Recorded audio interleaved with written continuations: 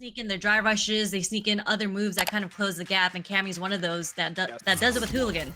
Yes, absolutely. And someone who is just as sneaky, not because of the profession that they've chosen, is Kimberly out here from SaltyWarrior. But you're going up against Strider on Marisa, one of the cream of the crop here when you talk about Marisa players out there in the world. Oh my goodness, Scutum opens up here. Yeah, I was just watching 801 Strider stream last night too. I feel like he plays this game so much. I'm glad that he's found his character in this game. Yeah. I forgot who he started with, but I was like, that is not... I think he started with Manon. I was like, please. Oh, God. No. Move on to someone better. And he found that in Marisa. Yes, Marisa is certainly one of those characters that can be bullied for a lot of the weaknesses in terms of, like, her low approach, right? Like, you kind of just challenge low, but Strider showcases a different understanding of playstyle here. Commands so much presence in the neutral screen anyways with Marisa, and is such a threat with the two-touch queen that is the character itself. Yeah, and like it kind of sucks for Kimberly because just trying to think about the matchup here, a huge counter to Marisa are low buttons, like low forward. And Kimberly's isn't the best in this game. She is plus, but it's not castable, you know? So you're not getting like a low forward drive rush combo.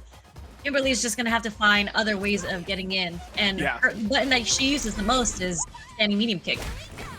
Yeah, and that's such a scary thing to use because Gladius will armor up. Even the Phalanx is going to be another problem to deal with here. But this level 3 is going to set the tone if you get the win on this round. What a block here. The parry opens up, and we just finished the round. Great setup here. You got the damage bonus to carry over, but look at the resources that Strider has carrying into at least one bar available here. That's a start. Perfect parry. No finish. Like gets a dropped combo. Okay. Nice. Got the anti-air elbow. Oh, that's definitely a misinput. Yeah. There's a low risk slide from Kimberly. That's a safe jump setup. And a lot of damage is about to happen. Oh, just same side. Yeah. I wonder if we tried to go for an anti-air in that scenario. There was no counter that came up right there. I don't think we were just ready for the jump in there. Maybe expected another safe jump opportunity to try to throw. Yeah, I was going to say that there is a mix-up with Marisa where it kind of looks like safe jump timing, but she actually empty jumps and throws you. So I do think that SaltyWarrior was holding up, just trying to avoid that. That's fair. Wow. Is that... Okay, well... I mean, that's a couple drops right there, and significant ones at that. 801 Strider putting another round on the board.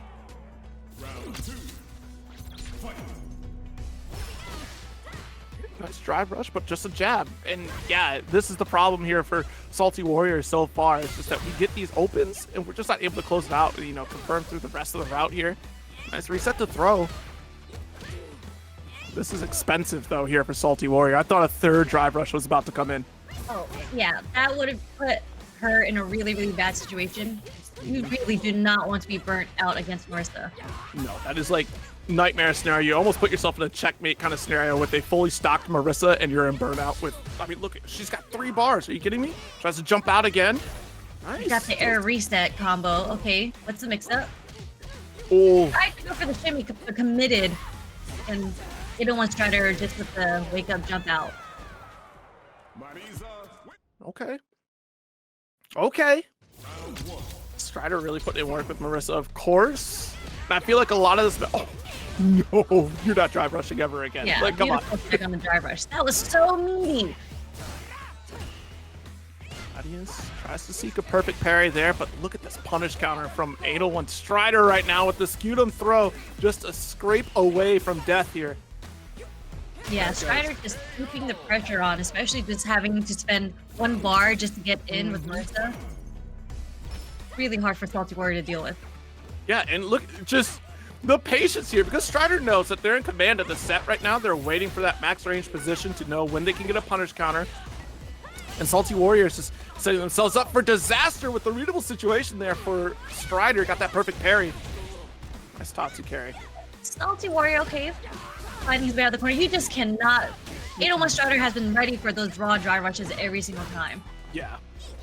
I think that's honestly what we were waiting for in that crouch position that kept Strider sitting there the whole time. Knew that Salty was probably going to drive rush, and when it didn't happen, we still got the challenge here. The corner position, Gladius finish. 3-0 8-1 for Strider Strider. takes a 3-0 over SaltyWarrior. Have his uppercut, but that's a high commitment that you do. Or his It's EX. really late. The uppercut hits Exactly. like it always. Every single time I get hit by it, I'm like, was that supposed to hit? Because it looked like I had landed already. Right? But we'll see how we play this one. Already got the forward advancing heavy punch there. Interesting. I thought Trilogy played Deejay, but it looks like he's playing Marisa. Yeah, I saw it on the character select, so maybe utilizing Marisa here for some armor potential, because that's the one weakness here. If you go for Psycho Spark or you go for the, oh gosh, the Flicker series from Ed, then you can kind of armor through a lot of that, and Gladius is such a great tool against Ed for that reason. There goes the Gladius. Mm-hmm. Nice, got the, oh, actually So goes for much juggle a little bit damage. there. Yeah. Even if you missed it, you still get the meaty. A-okay. I think Ed looks like Bill Skarsgård. All right. I don't even know who that is. I know, but like, I'd have to see the picture to make sure I'm right. Big faces person. I was gonna say Ed just has that standard Karen haircut. That's what I see when I see Ed. All right, Chad, I gotta go. I need to cut my hair, y'all. Anyway. It's like the I need to speak to your manager haircut. Yeah. Never heard that one before, Sherry. Oh my goodness. There it is. There's the card Gladius with the armor. Mm-hmm. Yeah, you're usually safe in that range, but in the hands of Marisa, it's not as safe because she does have that armor right there. That's always going to be like a key factor for this match. Nice. The EX uppercut is invulnerable. Yeah, good one to escape for pressure, but Trilogy just finds that one hit to cancel into level 3. All that damage. That super looks like it hurts so much. It's so you remember Geras? I think of the Geras fatality for Mortal Kombat every time I see the super. Body splash, good tech though. Okay. Trying to find the way in the neutral right now. Nice check on the low. Mm-hmm. I got the ender just for the damage, but jab on wake up here from Trilogy. That almost got whiff punished. Yeah, absolutely. The haymaker comes through, and again, these jabs from Trilogy. 2-mix-ups needs to show a third mix-up here if they want to survive this round. Oh wow, just gets hit by a raw Gladius. I think he was holding up. We're getting the hits, we just need 2 mix-ups to finish it out. Yeah, we're kind of going for like we do get a lot of great confirms with this drive rush. Usually the bigger damage you're going for stand roundhouse there for the most optimal drive rush. That was a big Hail Mary to try to finish it out here, at least get a knockdown. That's all you get off of that. But, yeah, I was wondering, I'm wondering if he was hoping for it to hit so he can cancel into level 2. Wasn't able to get that hit. Nice cancel. Alright, corner pressure, what you got? oh, got the low and the Nice back shimmy, there's the shimmy. Mm-hmm. Very good stuff here. And that's the tricky thing because, if you're not used to fighting Ed, you're not going to particularly recognize that his jabs are his kicks. So you'll get a low and it looks like a punch. You're not ready for it. Like, well, you know what? I'll stand up here. Yeah, Oof. a Superman punch. Yeah. So good against projectiles. Oh, no. All right, so we got our target combo Gladius into the level 3. And he is burnt out, but he does have meter at least. He does have 3, he's sitting on 3 bars, and now it's CA. Oh, man. But What will now he you're do? caught in such a corner position here. You're going to... Whoa, no. That... Kind of bet it all. Yeah. He bet it It's all like- because he woke up, dashed forward, and did it. So he was like, this has to hit. You're put in such a bad spot against Marisa. Like, unfortunately, Ed does not want to be in your face. Despite being a boxer-style character, he plays like an outboxer. So you go for that long range, you try to pressure with this flicker, and then you come in real quick for your combo confirm once you open up the opponent with your longer range normals. What Marisa could just get right in. This perfect parry, the armor is so difficult. Yeah, I'm just trying to understand the matchup right now, and just like the range that Ed wants to play in, like you were saying, it benefits Marisa much more because of her Gladius, and they're not low moves, so Gladius will typically hit. Yeah, that's 100% right. Like, you're looking for some of the low normals. Like, you could try to go for, gosh, like, light kick is probably... No, you go for a heavy punch, the sweep. is probably going to be helpful. Medium punch is also a great option. We saw that represented a couple times here from TwoMixups. But you're also right in the face of Marisa. You don't get a whole lot to follow up off of. Actually, you could drive rush medium punch there. When you get a combo like this, my goodness. Going back to the neutral. Try not to get whip punished. Check the drive rush, but didn't get the follow up. All right, back at it again here, getting caught low. And Trilogy just kind of own this space. Oh! Got her with the DI. Are we going to the CA? No? One more hit. One more hit to the CA! Oh. No, that should have been it! Juri, Okay, you're this so is it. right! He didn't want to spend it. He knew he didn't need to spend it to close out the round. That's why he didn't do the CA. You know what? Yeah. TwoMixups, yeah, you knew. Yeah, he got to save his meetup for the third round. Genius, honestly. Yeah, honestly, it was really good, though. You know, thank goodness that paid off, because we're not seeing a lot of the solid confirms quite yet. You could have done, even if you wanted, level 2, and you still come back to this next round, but this is the finish, the Trilogy, with a 3-0 victory over TwoMixups here. And yeah, this is tough. I feel like TwoMixups, again, playing that mid-screen game as Ed is probably going to be more critical. You want to try to frame trap your opponent utilizing flicker more often. The scare is you are against Marisa. EX reversal. It's really hard for him to deal with that pressure. Yeah, you're so right with that one there. And up next is Fatality up against RFella. RFella playing on Luke, of course. Nice reach here with the jackknife. We do like a Luke. You do like a Luke out here. You know, chat has been trying to, summon the entire Luke top 8, and I swear to God, if we have a full Luke top 8, chat, you're banned, all of you. No, I would love that. I'm a Luke player, so I would love to see Luke, being like a low tier character. It's great to see a top 8 full of Lukes. I'm sorry? But outside of that, I also think Deejay is a very good character in this game. Yeah, Deejay is certainly a very strong character, being able to have just a rapid fire drive rush, these excellent normals that keep him at a very safe distance, even if he's minus. Yeah, you can see these buttons are just working out really well against Fatality right now. DI on the sway. New. Yeah, We're very level fortunate. 1? No, we're going for the mix-up. One more mix-up. Missed the perfect, though. Actually, I think he meant to do EX because you can't get anything off of the regular knuckle. I mean, off of short, that is. Unless there's EX. But the jump fierce, the standard Luke, wins every time. Classic, shut it all down. Shut it all down, the whack-a-mole button, of course. Okay, there we go. Got the dunk. What are we buffering here? I see Fatality buffering. Yeah. There we go. Got perfect upper. Got the better Oki, yeah. Jesus. Nice check on the drive rush. Yeah. Again, you just have to throw it out there sometimes and let them know. And it's usually kind of a safe bet when the opponent drive rushes at that range in particular, because they're committed. Like, they have to try to either jab a little bit earlier to stop. Even then, at that range, you're still going to connect. But this level 3 is certainly connecting here.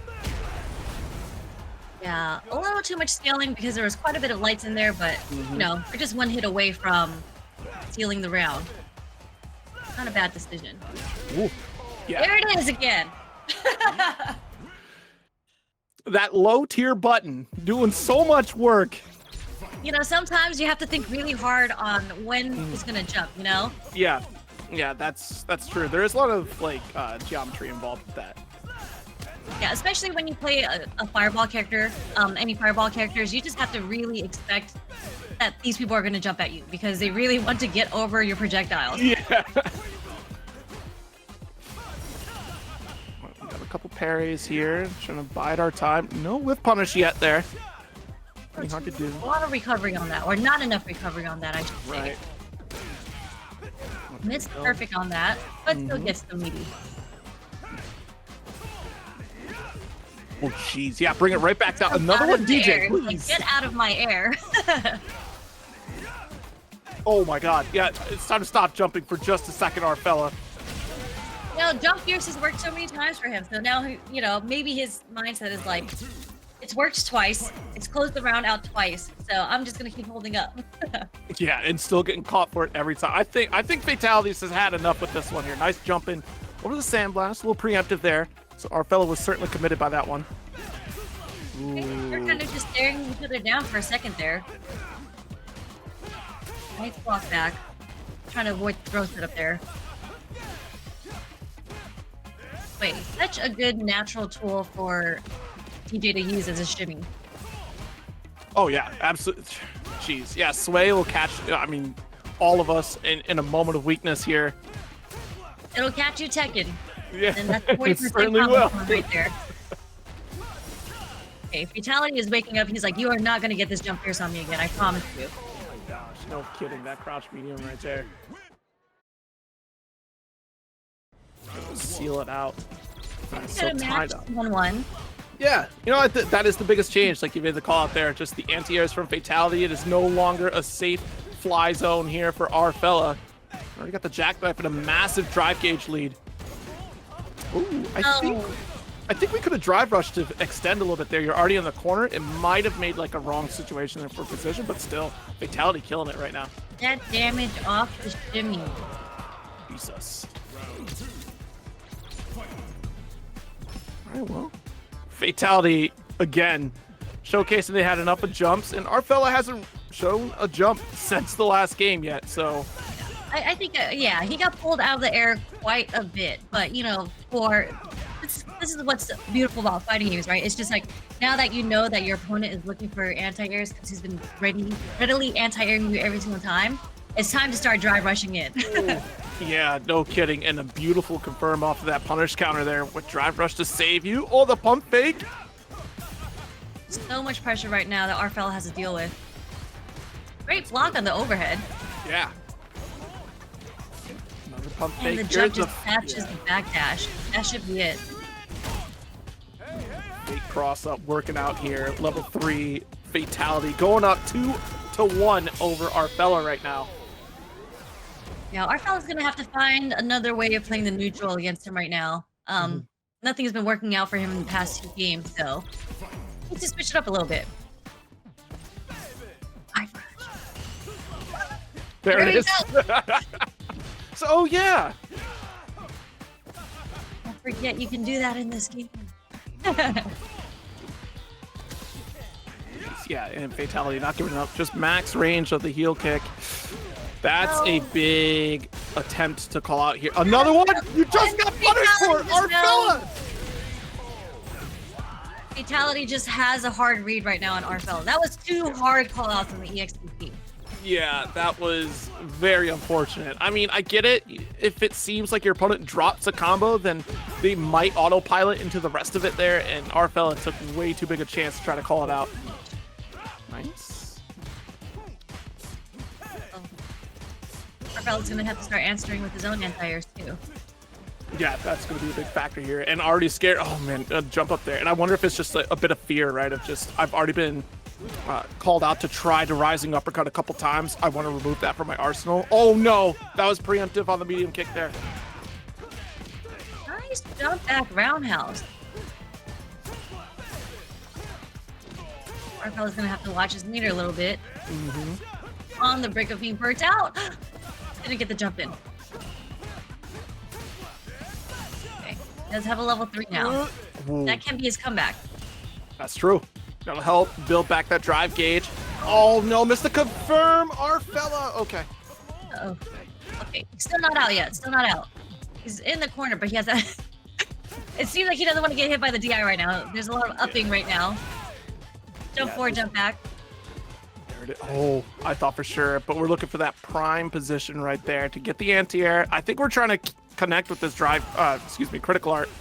Because we see a lot of that buffering there. The drive rush finish. The drive rush is working. Bring it back, RFella. Bring the drive rush. Oh, okay, no. well, a little later. Yep, nice. Yeah. Fatality has been doing a really, really good job at checking those drive rushes. So, like, if you're doing a medium drive rush into a medium, that's not a true block tree, and you will get EXP'd out of it. This should be death. That's a lot of meter that Fatality has to a level 3. Beautiful combo here. Beautiful. Oh, yeah. I'm gonna go with you on this. So you got it. All right. I'll believe too. I believe. I was gonna say, DJ does have some pretty combos, I won't lie. Yeah. It was looking good, and I saw the initial hits of the level 3. I thought for a brief second, I should just believe you were right. Absolutely. Like, it's a weekly tournament that has a turnout of a small regional every week. So that's pretty huge. We have some of the best competition out here in BadStoned and Complex 90 with the DJ mirror. Yes, but more DJs. We love to see that. My goodness. That wasn't sarcastic at all. No, not at all. Yeah, I think But, you might have some Complex 90. feelings about that previous DJ taking down Luke, huh? I was gonna say Complex 90 has been doing really well. I believe he did pretty well in last week's TNS as well. Yeah, Complex 90, a recurring face for TNS. Putting in a lot of work out here. And of course, first off, Cracker2122 with the $100 direct contribution. Thank you so very much. And Chad Grove with the $2.50 contribution. Thank you so very much. We're halfway to the top 4 payout. Okay, BadStoned. Putting in a little work here. This is probably DJ's best costume, I'm not gonna lie. The disco costume looks The pretty disco costume is amazing. All right, so we got the corner carry. First Big already spin. at 89 seconds. He did not mind using all his meter. Yeah, definitely the sprint mentality on that one here. Full screen situation and a dishwasher of $5 contribution. Needing That more was loot. A beautiful check on the drive rush into a level 3. I can't believe it. And he gets his meter back. The gamble paid off for BadStoned. There we go. Back throw. Wingspan with the $6.50 contribution saying, give Manon a real drive rush in Season 2. We're on it. In fact, my uncle works at Capcom. I will call him right now. Thank you, Wingspan. Oh my And god. the way, I'm telling you, the shimmies are so good on this character. No meter spent. Oh my god. Attempting to throw a DJ. Oh. That's the worst feeling because you feel like you're right, but you fall for your own tricks. You play Here it DJ. But you know what? It is the DJ mirror match, so they can both do the same thing to each other. Go. All right. Here's that jump in. Should be able to wrap that I was up. gonna say no drive rush combo, but closes the round anyways. Yeah, good spin with the EX jackknife. Really trying to reach with that crouching medium punch there. The light kick almost gets what? anti-aired here. That trade combo. Yeah. I've never seen that juggle before. Should be good. Okay, Yo. they just both have them. Okay, all right. You guys are teaching me something here. Yeah, that's a true understanding of your own character. If you're able to just be able to route after a trade combo, that's very important for your character. Understand those properties here, but nice confirm. My goodness. Actually shutting down the startup of a drive rush from BadStoned. Complex 90 very quickly taking a game. Okay, making it 1-1. Yeah, I feel like they've been both really good at checking each other's drive rushes. Like, that's how they both close out each game. Yeah, it's become more and more like the tale of Street Fighter 6 in this current like meta environment of just you have to have that in your toolkit. If you're not checking drive rushes at this point, like, oh my god. Oh, This that is a was true Street Fighter DJ 6. mirror. Yeah. 2 perfect parries on the jump-ins back to back. Nice pickup. Machine gun blow. So much damage. Okay, I was wondering what he was looking for there. Mm-hmm.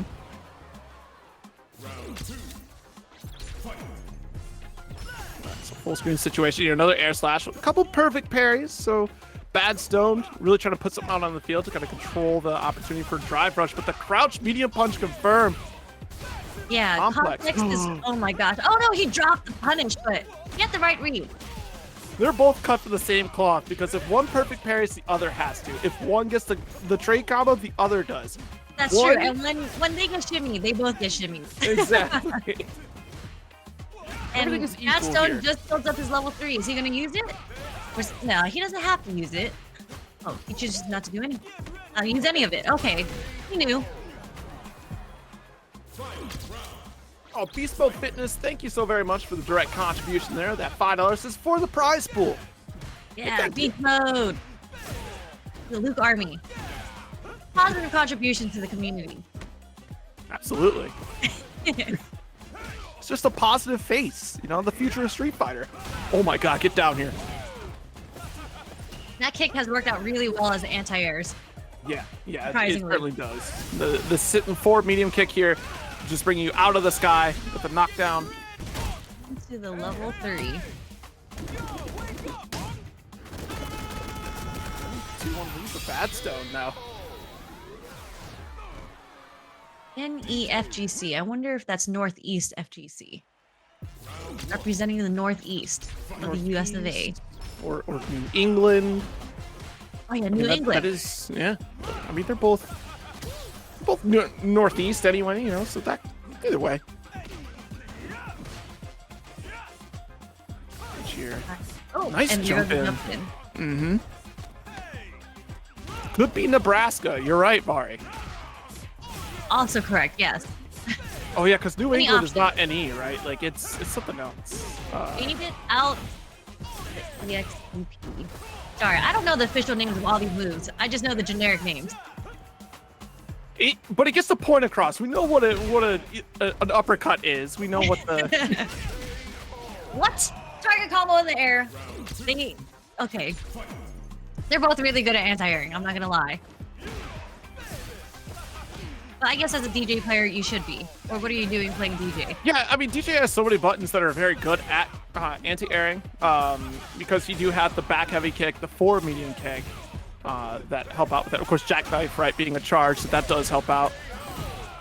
Jesus. Yeah, so many safe jump setups too. Like that short jump, that short hop is so good, especially in the corner. Oh, nice read on. I think that was roundhouse.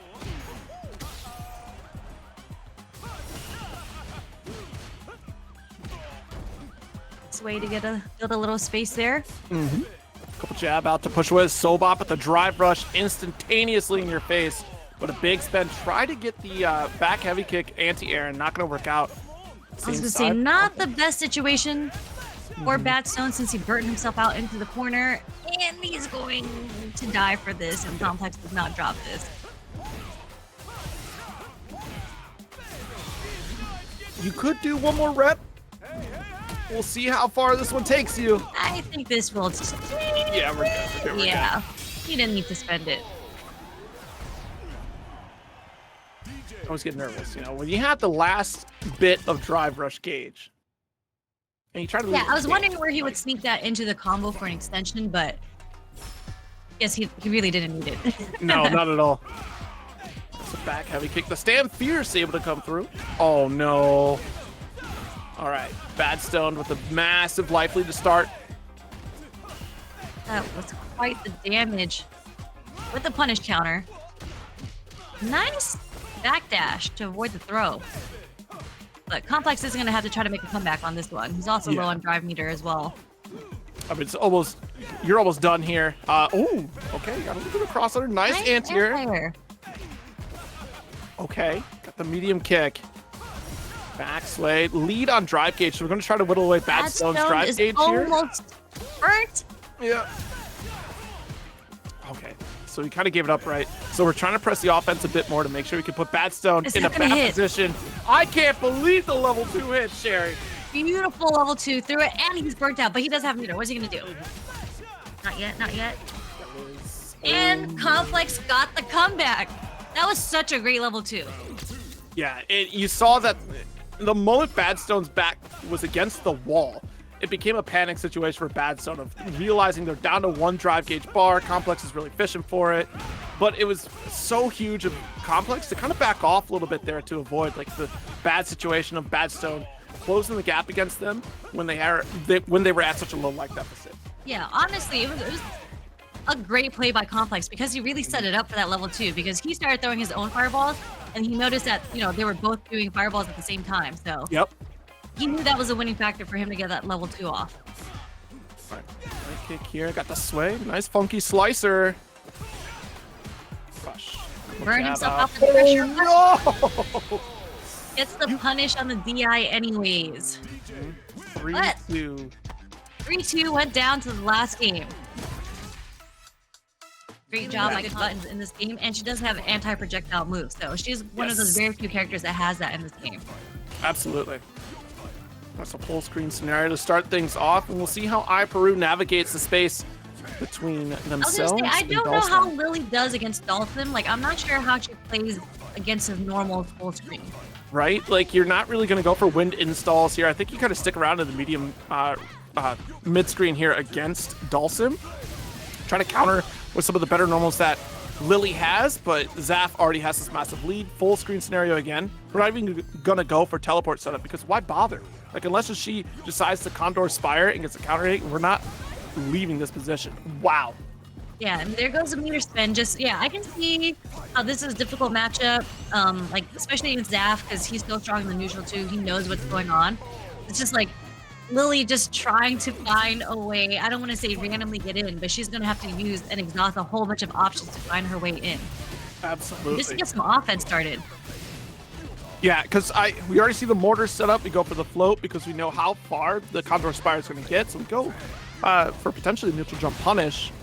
Mortars early and slides for the trade, and that's a fine trade for Zaffarino. We already have life lead. Nice finish. He was ready for that punish.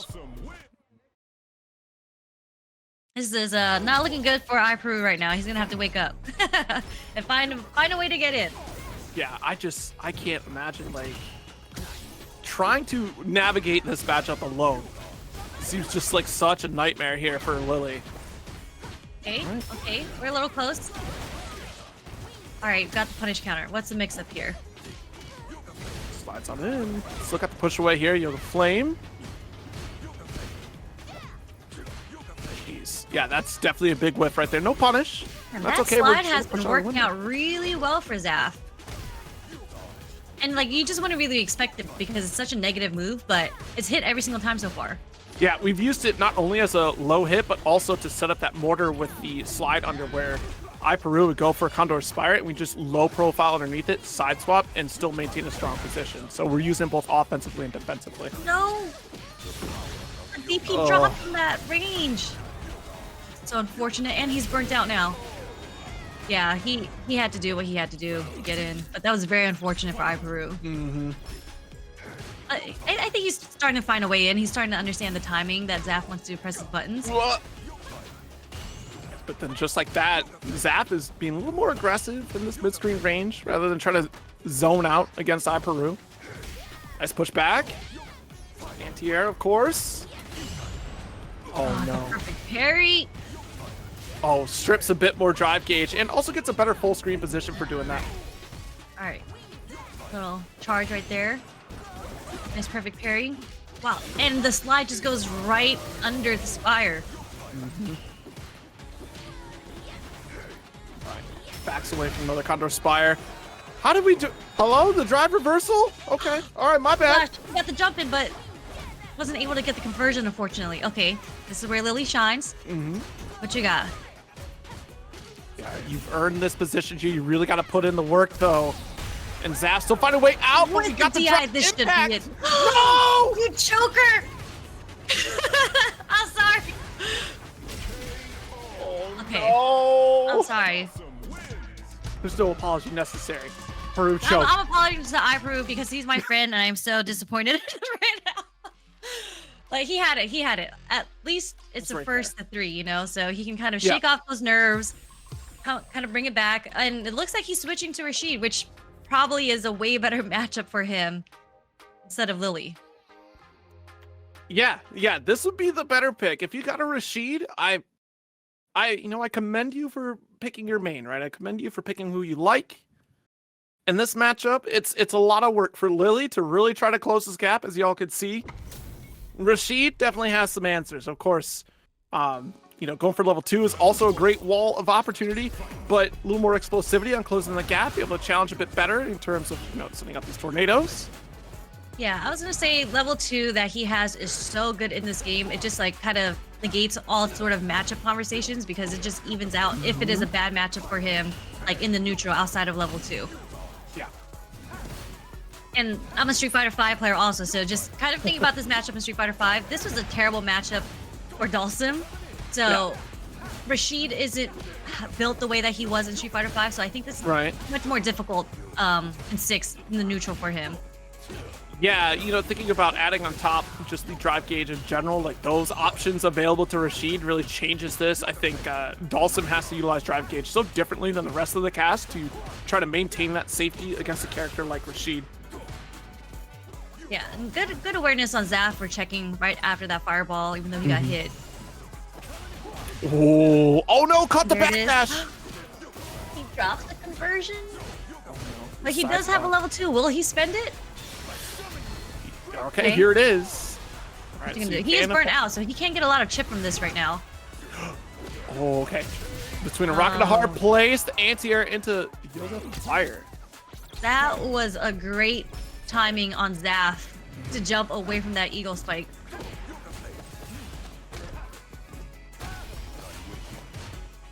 Slides in. We're safe though, but nice reversal spinning mixer here. Nice throw. Recognizing that he woke up with parries with the punish counter. But if iPeru can kind of get more meter at this point, it's a little difficult for him because now he's burnt. I was gonna say he's kind of trying to build his level 2, but he never got the chance to. Although that didn't combo, he got chipped out anyways. Hey, a win's a win though. That's what we got here. Either way, and that's the thing, right? Like the entire cast is all strong in their own right. It's just like I was saying earlier too, like if you're picking a lower tier character, you might have to work harder than another character. Manon is certainly not unplayable. She does have a lot of very scary setups here, and already 2 medals up. 2 medals up, they're both trying to figure out the neutral right now. Kind of just testing each other out. Okay, wake up parry. Gotta be careful though. Yeah, dash up with the crouch medium punch. Medium kick to catch the jump out. Oh, wow. Nice check on the overhead. Very quick reaction there from SegaTron. Okay. See SegaTron's being a little bit more aggressive, just starting the round off with a pure drive rush. Yeah. We gotta get away from... Oh, nice. Okay, so we got their approach. Immediate drive rush cancel, though. Not the combo. But wakes up with an EXCP just to get the pressure off of him in the corner, and now he puts Manon into the corner. Nice drive reversal. Yeah. We put Trix into this burnout state so you can really challenge in this corner, but watch this buffer. Yeah, recognizing it, SegaTron goes for the low and immediately into drive impact here just to close out the game. Nice usage of the level 2 combo. Yeah, I mean, it's such a great recognition of SegaTron on this scenario because Manon's true reversal, right, that level 1 being kind of the go-to for a lot of them. And we saw the buffer there from Trix. It was just a matter of time before SegaTron checked neutral. Yeah. Not a common move to be used in neutral.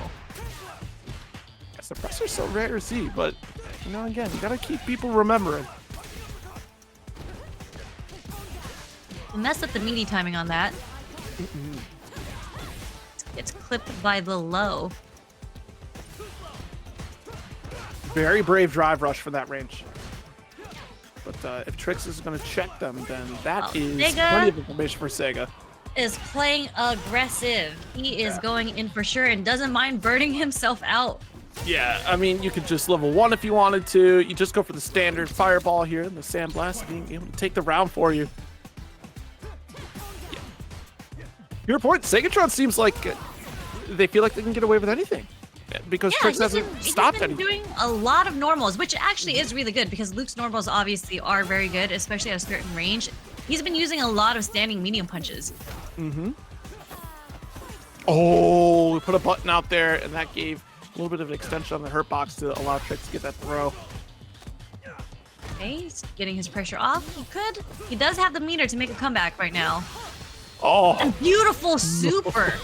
The awareness, that is such a Luke thing to do, where you do like a fierce to a heavy charge knuckle, especially when they're burnt out and you have level 3. But the awareness that Trix had to know that the answer was to super back. Really smart. Yeah, we tried to send it all the way home simply because there was no drive gauge there, like you said, and gotta watch all resources involved from your opponent there because that is still an opportunity. The burnout, though, SegaTron really trying to punch out of this corner. Does succeed. Nice block on the overhead. Tries to get a shimmy, but since Trix know. isn't... Oh, the one hit confirmed to the super. Yo. This was 2 beautiful rounds by Trix. Yeah, absolutely. The great spacing, immaculate spacing from Trix there. Yeah, that is not an easy confirm, especially off one button with the cancel window. Great job by Trix. And that is a punish. A little too close there.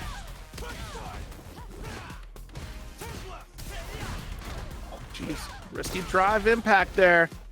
Yeah, SegaTron is in there. He is staying on top and being a bully as much as possible. Which actually does really work really well for him in this matchup because, again, Manon is one of those characters that doesn't have a great reversal. Yeah, 100%. And I don't want to play the guessing game against Manon in neutral anyways. I want to make sure that it's still continuously going to be my turn against this character because then I have to try to play the throw guessing game. And now that we're in oh my goodness. With the overhead. Caught him blocking low.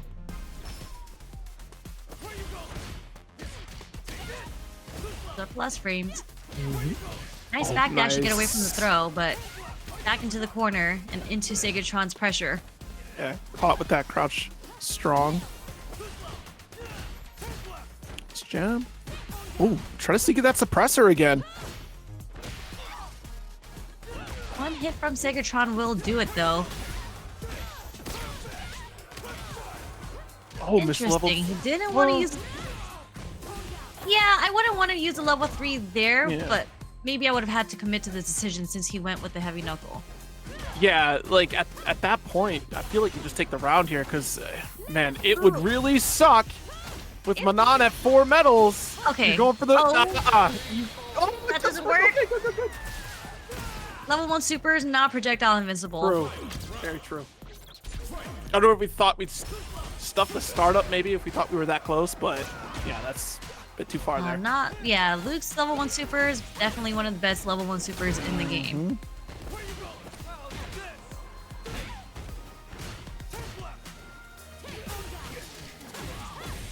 His conversion. A little meaty, so he couldn't get the punish there. Yeah. Nice anti-air from Trix. Cool. Grab the overhead though. That's a big send, and I wonder if we try to buffer the super. There we go. We got one here. Confirmed super. Yeah, Sega a little antsy there with this the standing fierce.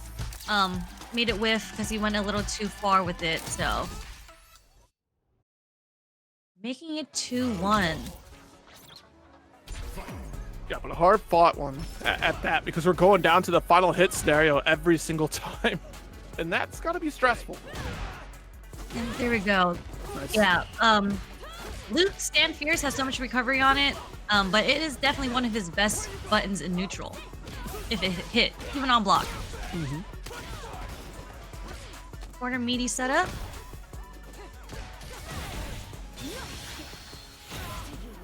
We're out of the corner.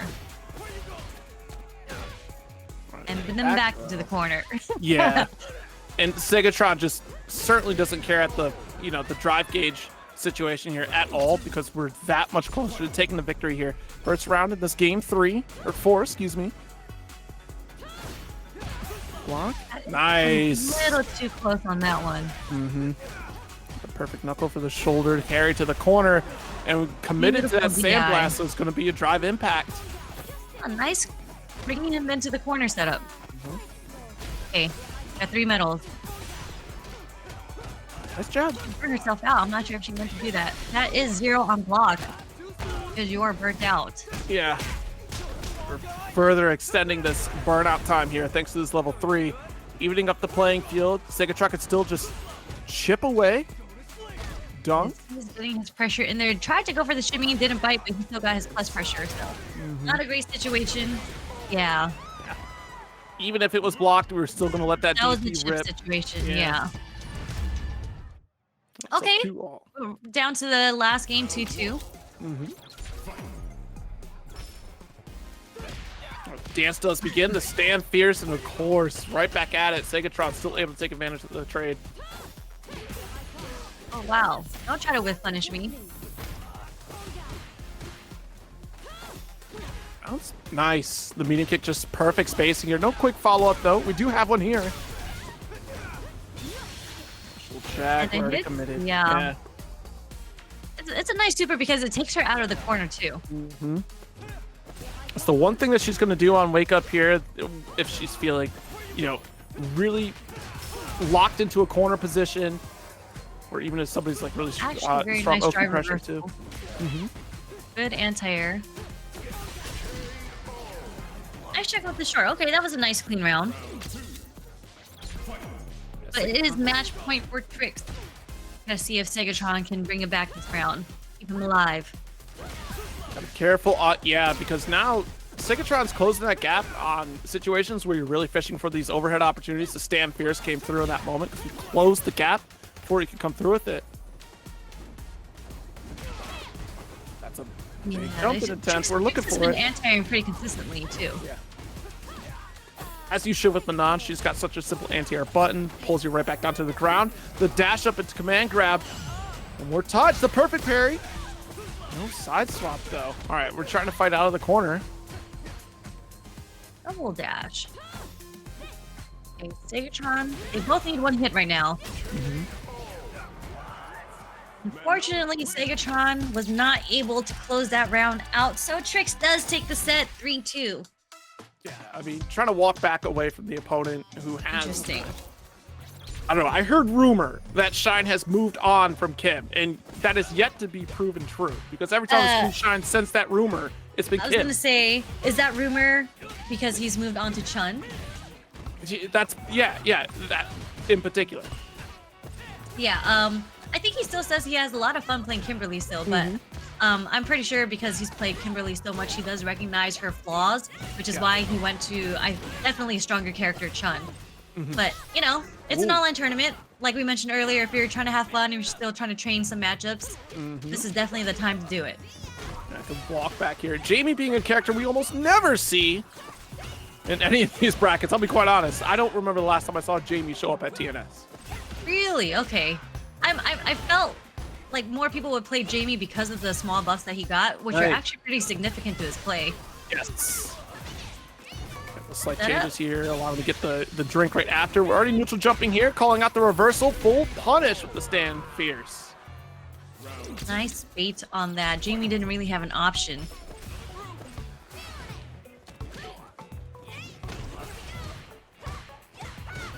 Did we have a Jamie match earlier? I don't believe you, Yoru. Didn't happen. We did not have a Jamie match earlier, no. Jamie was not one of the low tier characters I have played so far tonight.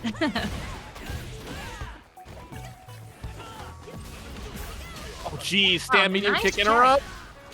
That's actually one of the harder drive rushes to check in this game because his drive rush is so fast and his button moves him forward so much. But Shine was able to catch the start of that drive rush with Kimberly standing medium kick. And another one to finish it out.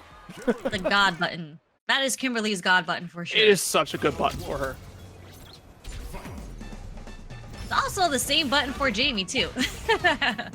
You know, yeah, that's completely different. Medium kick, there are quite a few characters that have a really strong medium kick. Luke, you know, another great medium kick. Yeah, look at that, just stuffing Jamie every single time right now. Rafa's been trying to get some pressure going, but he can't because all his moves have been getting stuffed by the standing medium kick. Oh no, the overhead caught you looking at the bomb. Nice pickup here. No overhead on me this time. Yeah. There we go. That's a finish here from Shine. Off of the perfect parry. Yeah, even with damage mitigation, was looking pretty rough right there, but we're still able to close it out. Good confirm. That DP just slightly whiffed over the jump. Take it easy. Here comes the Kimberly pressure. So difficult to deal with if you don't have invulnerable reversal. Jamie certainly does, but it costs that drive gauge. You know, Shine got that DP just like other Kimberly earlier, and I'm wondering if that is an OS that I obviously don't know about because it's weird input to get an DP there. Yeah. It's just like it. Does it kind of give that cross up, didn't it? Like push Jamie out of that corner? Yeah, it was like because he jumped in and then Jamie did wake up parry and then he got the Fierce DP. But nice read on Rafa, was able to bait out the level 3 from Shine. Yeah. He's sitting on his own level 3. Yeah, still got the buff to carry over to the next round here. So that does help out a little bit. Nice attack. Nice check on the run. Another And one? Shine tried to check the drive rush again, but in classic Street Fighter 6 fashion, you lose to my drive rush. For trying to check my button. All right, drive rush. Trying to strip all the drive gauge, does succeed with a neutral jump punish counter. And Rafa's looking to close it out. Not quite there. Oh, it's thrown into the corner.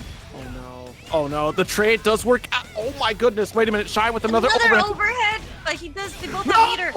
Oh, he mashed that level 1 out. He's like, get off of me. That overhead did not combo, unfortunately, this time. Shine almost made that comeback, though. Yeah, I really believed that, but unfortunately somebody was churning butter on the other side here to make sure they survived. It was honestly the smartest play he could have done. That was exactly out. That's all the meter he had.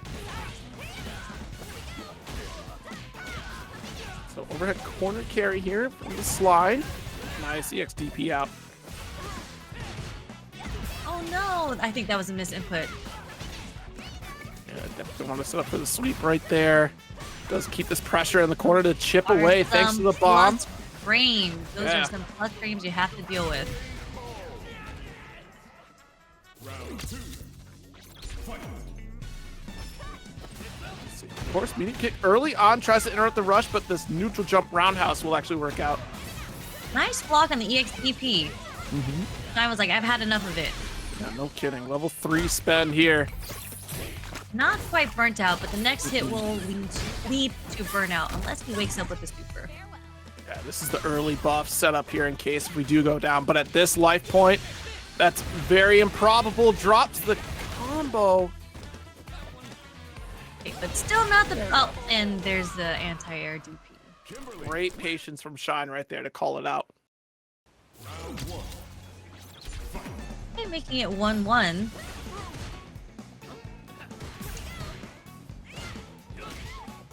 Shine trying to get a shimmy attempt going on right now. Looks like a little cross up short. Stops the jump short here with the stand fierce with the Wake cross up, under. mash up. Good option to the drop elbow. You know what's coming. Nice jump back. Catches the drive rush. The reset to the overhead? Okay, Kimberly. Yeah. Interesting. Okay. Tries the EXDP to get some pressure off of him. Yeah. Oh, drive Oh, impact. he doesn't We get the have call the out. health. Yeah. Doesn't have the health to take the DI. I mean, Parry good is your only reactions, option though. there. You know, I'll give you points for your reactions. Unfortunately, yeah, not paying attention to the resources there in terms of health. That'll bring it down. Nice sweep. Checking a drive rush with sweep.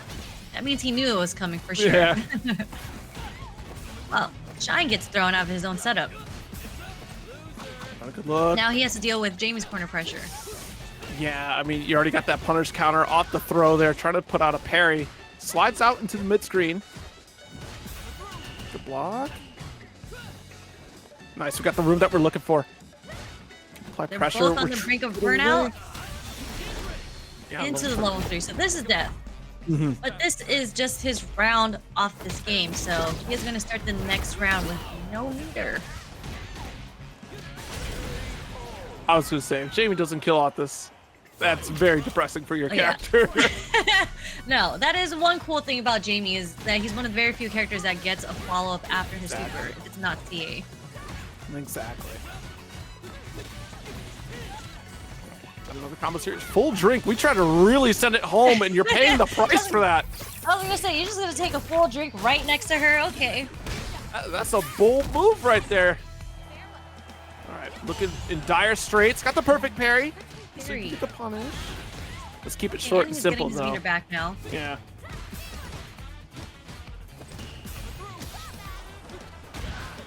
All right, nice. Already called out jump out. Anti-air, but he burnt himself out for that EXCP. Will he get level 1? And he will not. Yeah, great job from Shine here. Remembering from the previous games that we do get these wake-up supers. There is another one. Yeah, that is very interesting because it does cross up a little. That looks very weird. Kimberly wins. In a box pulling up right now with the Cammy, or excuse me, with the I did Luke. not With the know Luke. I'm Zach so in a sorry. box is Zachary Jordan. I didn't know that was his username, but Zach, really cool guy. Midwesterners are very nice, and he's one of them. Yes, indeed. Just don't trust his drink selection ever. Don't do it.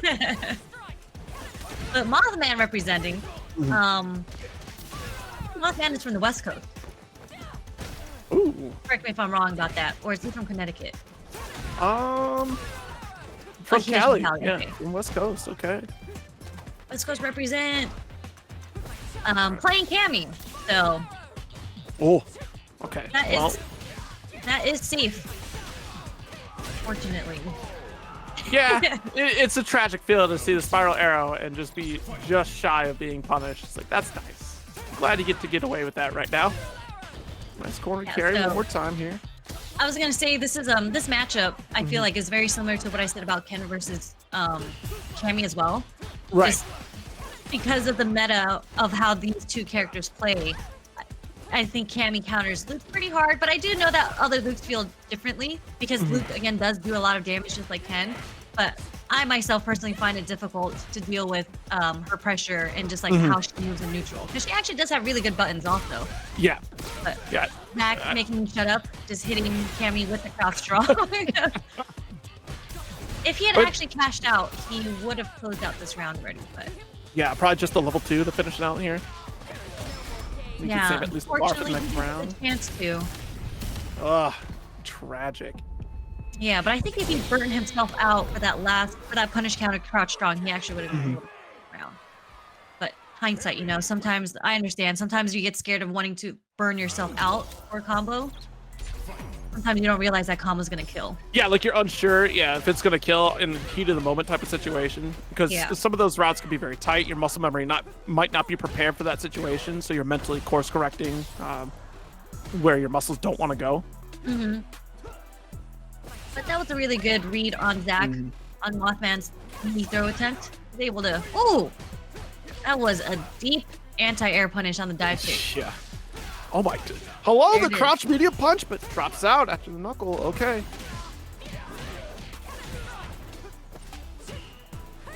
Strike to follow through. And again, There another it crouch is, medium the God punch. Okay, and this time he does spend it to the level 1. This should kill. But yeah, that crouch strong is doing wonders in this matchup right now against Mothman. I mean, it's the future face of Street Fighter's crouch and medium punch, It is definitely one of the best buttons in this game for sure. Jeez. But look at it getting, whiff punish there. The stand medium kick, also a great button from Cammy. With that reach. Isn't getting a whole lot of opportunity out of it, though. Oh.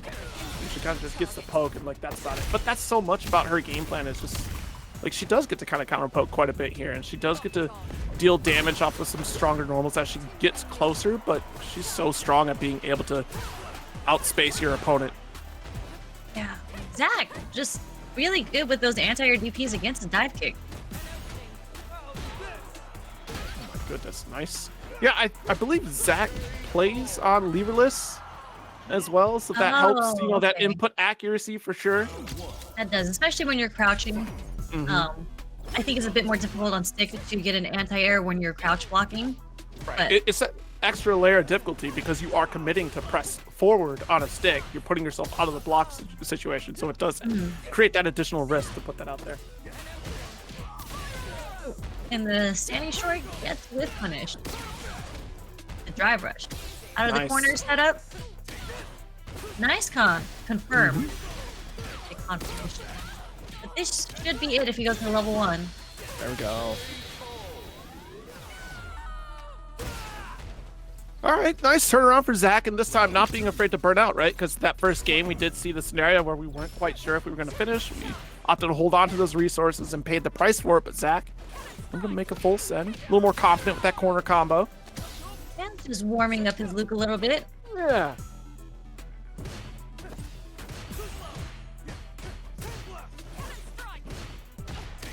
Nice. That was a little too close for that. Yeah, like right in the face of Luke is a bad spot to be if you're going to try to roundhouse as Cammy here. Perfect parry, nice perfect side parry. swap. Throw into the corner. Zach is just keeping that pressure on right now, and unfortunately, he jumps himself into the corner. Yeah, we're trying to get Mothman to kind of commit to walking forward, so it does open up a little bit more opportunity for the stand medium kick to be able to make those forward advancing normals really work well for Luke to shut down Cammy's my approach. Gosh. Every crouching strong was connecting in that round. Yeah. Zach, don't get Luke's crouch strong nerf. Don't do it like that. Nice patience. Started pretty early with suppressor.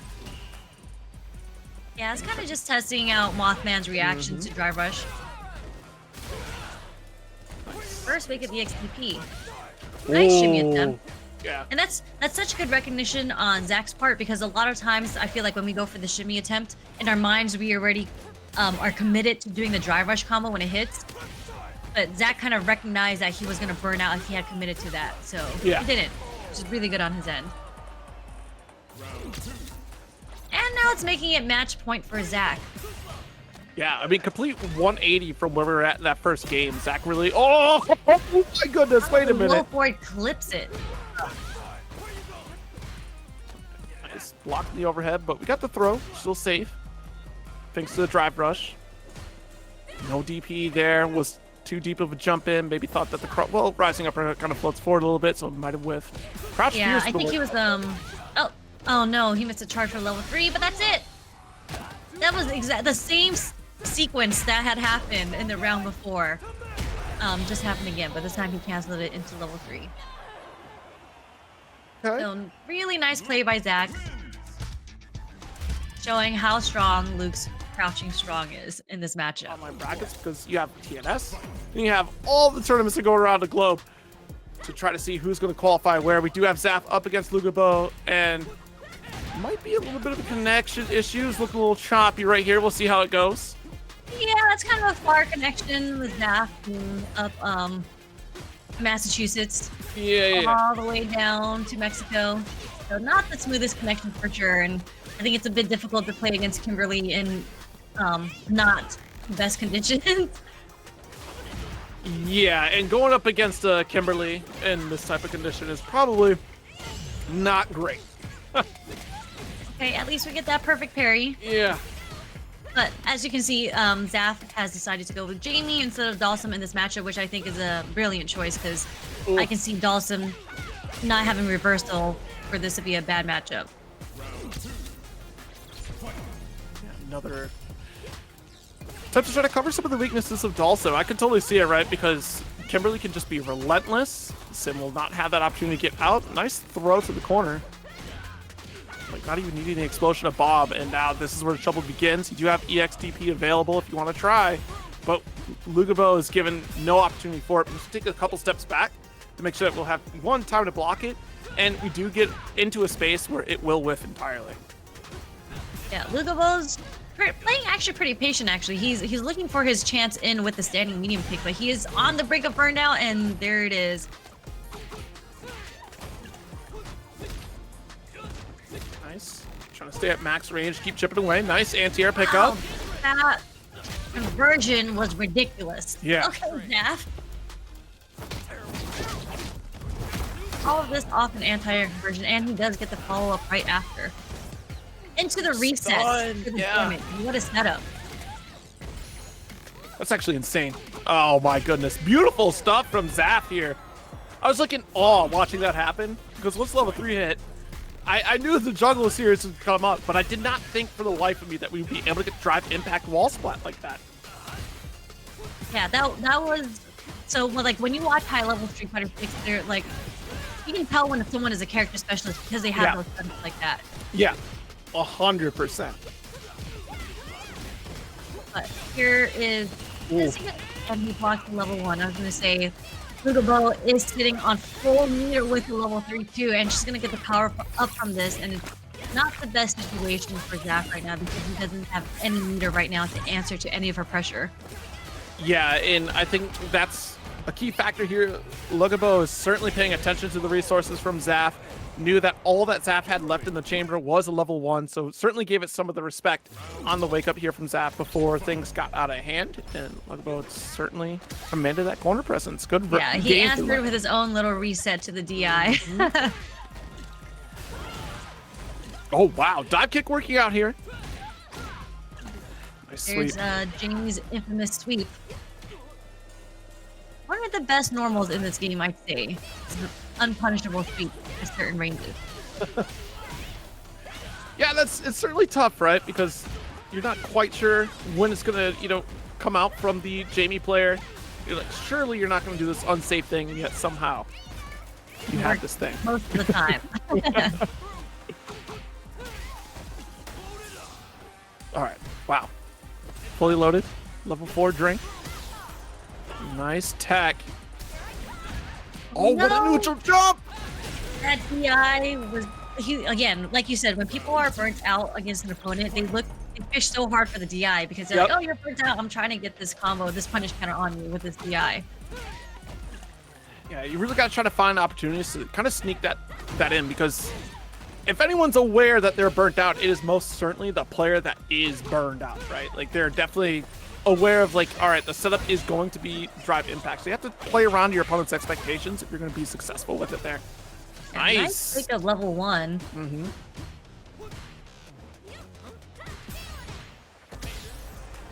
Tech. Drop short on the jump in to try to bait out the anti-air.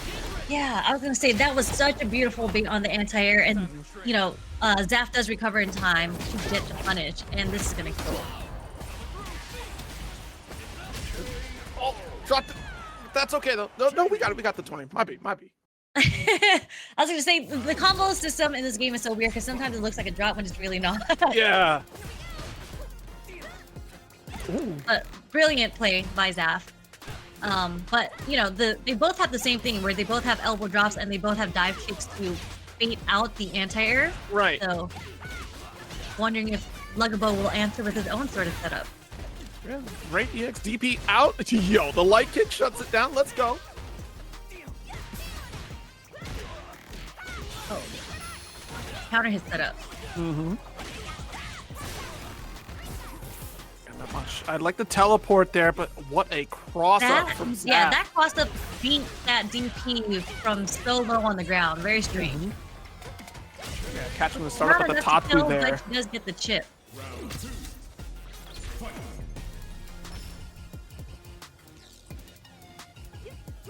Dance. There's that. It's like, don't play neutral with me. I will do this. I will do the sweep. And that's the thing. You could see that Lugabo was so focused on the mids. Certainly not thinking about low because of the range that Jamie is at. And that's the best opportunity for Jamie to go for that sweep, because you do get that forward advancing with that sweep. Oh, nice punish here. Yeah, it was a beautiful anti-jump to bait out that DP. So the DP came out a little too late.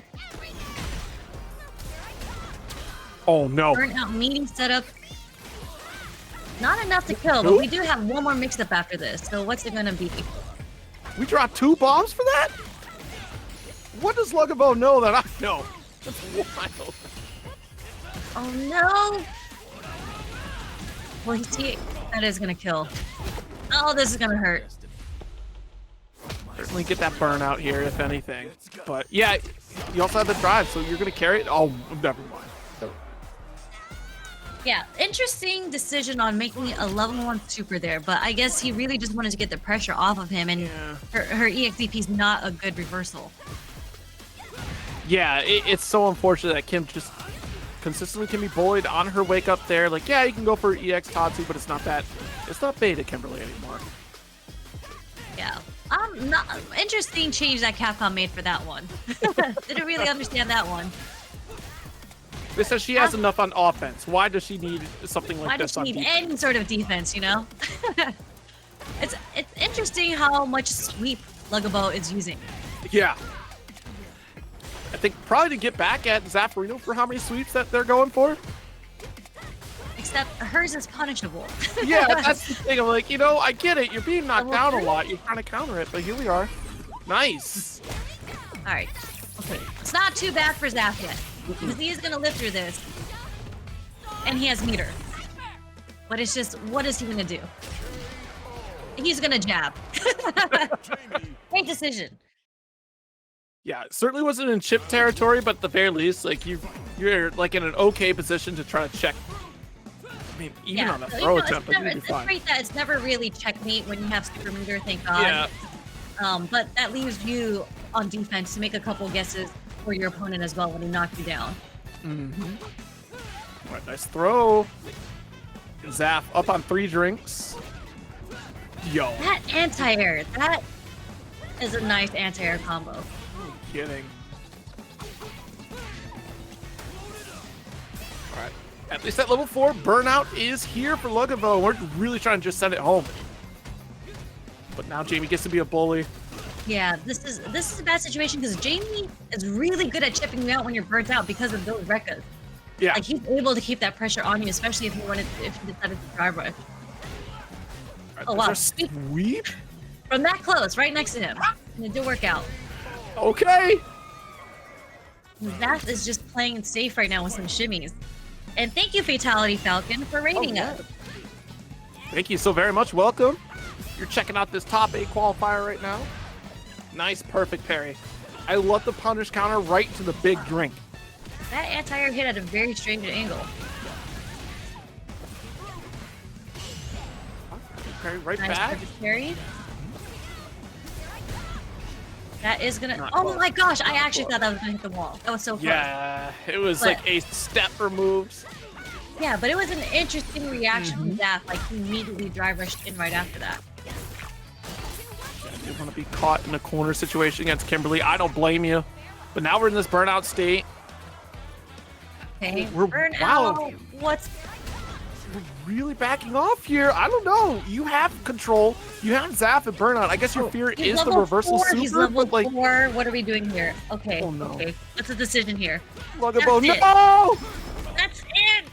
What? This is our destiny. That is so tragic. Like, you had everything in your arsenal. You had a full drive gauge. You're in level 3 install. There was no reason to let Zaf out of the corner. Like, there's the fear of the level 3 coming out from Jamie, but at that space, if you had the counter poke control with stand medium kicks. Because he is going to get that pressure off. He wants to get that pressure. He wants to rush you down. So very interesting to see because Kimberly also has to play that offensive style as well. Yeah, and it's so nice when you do go into burnout as Luke because Luke is already blessed with so many great normals, has a lot of great tools to kind of defend himself while in that state. It's not always great to go for it, but the way that Noah plays makes it all the better anyways because he's so fundamentally sound. Yeah, I was gonna say, like, I feel like it's been taboo to burn yourself out. Everyone's always like, oh, be really mindful of your meter and whatnot. But Noah's really been able to make it work for him, being burnt out for 20 seconds of this game. Oh my goodness, that I can't believe it. Level 2 on Wake Up here and Shine. Get rocked by this one. We get out of the corner. Yeah, just unpredictable on defense also. And look at the reactions on that. Just ready to EXCP through the drive rush every time. Well, that was the first time, but that's 100% hit rate so far is what I'm saying. Exactly. You're still right. You're hitting the nail on the head there. This is charge knuckle on that, but catches Shine walking back with that low forward. Got the jab series. That was a really good confirm off standing jab. One more. Oh, goes for the crouch medium punch, but what a jab from Shine. Spends level 3 for this burnout state here against Noah. We're not out of the woods yet. Like we keep saying, this is not a major setback for Noah the Prodigy here. No, not at all. He's been here before. He's burnt out all the time as Luke. And he's, you know, he has meter, so he can definitely do something with that meter. There you go. And he's about to get his meter back. Yeah, Shine picking the perfect opportunity. Jesus And Christ. there's a little, that doesn't work because of the bomb, but here he is getting that EXCP out and the follow-up. for the extra meter. There, That they was took almost really away sick from though. Sean. If Why Stone did- had got the, yeah. if Shine got the conversion off of that. Yeah, I know Shine's probably shaking his head a little bit here after that scenario. You had everything all going for you. You had the bomb to stop the super just as a safety net. And still, Noah letting an EXDP rip. There we go. Mix up. One more bomb. All right, so we're going to get out of the corner. Corner. Uh-oh. Dunk. Shine's one from being burnt. Tried to parry there. That's so unfortunate. This is, oh gosh. We got a level 2. It's not a big deal. No! Shine! Oh. Please! No!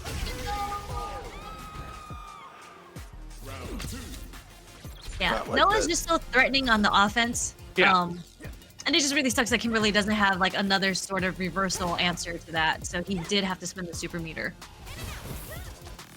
Yeah, it was certainly one of those do or die scenarios. Like you're already getting pressed out in that corner. You were getting ever closer to chip territory. Noah's certainly going to build towards that. So why not see if it works?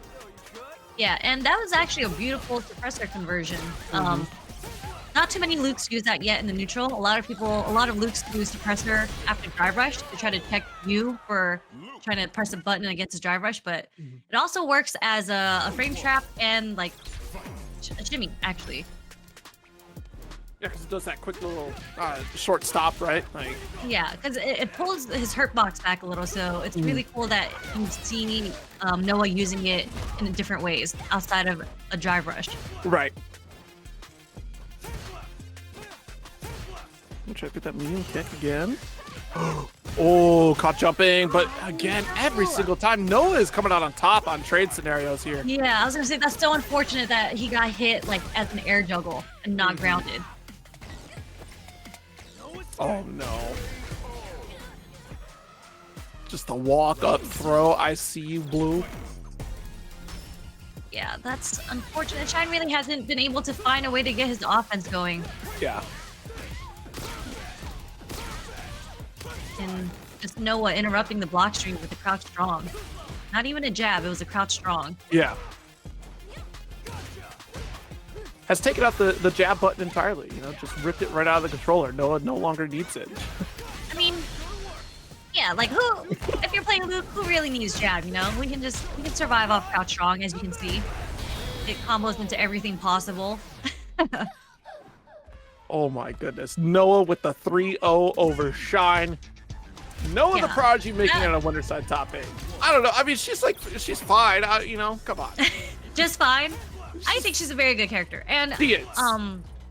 we were actually having a discussion during Capcom Cup that like the characters with install level 2s or just those type of level 2s that you can have a lot of usage with, like Juri's Feng Shui, makes them, I don't want to say top tier, but very, very great characters. Yeah, Juri is certainly an excellent character. She's got like a couple flaws here that I don't think crosses her over to that finish line of like, I'm sitting on upper echelon with like, you know, the Lukes, the JPs of the world, right? But like, she's still very much in the conversation of like a strong contender, 100%. There's no getting out of that conversation here. I mean, us Juri's won Capcom Cup, okay? It was us. Exactly, so I don't want to hear it anymore about her being low tier. Oh my goodness! All right, it's got the roundhouse Nice block action on going. the overhead. They're both answering with their standing kicks, standing medium kicks, standing roundhouse. Yeah, the fierce here from Nephew. One more time. Got the medium series to follow through. Oh, you're dead. Does have those very long, drawn-out combos. Yeah, it does some great damage. I think it's 6,800 at most under perfect conditions that she can get. Wow, the whiff punish was stand fierce. A nice corner carry. Nephew betting it all on a parry will get dunked. Follow up. And there's that EXTP to get him off of him. Wow, with the perfect parry. And this should be it if he spends his meter. Wow, that was optimal, Mr. Zachary Jordan. That's how you know Zach's from Chicago. Alright, got at least one install here, one stock. That's sort of low fireball, of course. A couple medium, crouching medium punches there. Nice. With the Stand Fierce, confirm into the level 3 right off rip. Yeah, Stand Fierce is such a good button in neutral for Juri because she gets so much off of it also. Absolutely. Nice overhead. One of the first drive rush overheads we've had so far. And beautiful perfect parry from Nephew. Trying to get Luke burnt out already. But I mean, didn't need to do so. Yeah, you know, the quick follow-ups, right? Another one of those characters that has great confirms, and just in general, like she can route just almost off of any hit that she gives you in terms of like her fierce or medium buttons on top of it. Like those are all great tools for her to carry. Yeah, I was saying, or not saying, but I was thinking that a lot of players have actually practiced quite a bit against Luke's heavy charge knuckle because there are a lot of times where I've seen so many players perfect parry it now, and that's the best option. See, as you can see, that is the best option you can do against Luke when he does that. Yeah, it's so important to this game plan because we've seen, you know, early on, like you could go for drive impact initially, but the problem is if Luke has meter, then it's gonna be problematic. Nephew's just got down pat, though. Don't do this anymore, people. Yeah. As you can see, no more heavy charge knuckles against me. I've been there. I've done that. I know what to do against it. Clearly, there's been 3 perfect parries in a row. All right, and yeah, we just pulled it with this level 2. As long as we're connecting this level 2, kind of slows down on the depletion of the meter here. The low fireball, of course, will shut down the startup of the level 1 super and Nephew. Yeah, I was gonna say, there goes the nerf, that small nerf that happened to his super. I think it was pre-patched that super actually would have worked. You know, I think it's an okay nerf. I think. No, that's fine. He deserved it. It's fine. They can have that nerf. And but yeah, we just is get the knock floor here with the close medium punch. Yeah, it's just you cannot fully charge heavy knuckle against Nephew. It's not gonna work.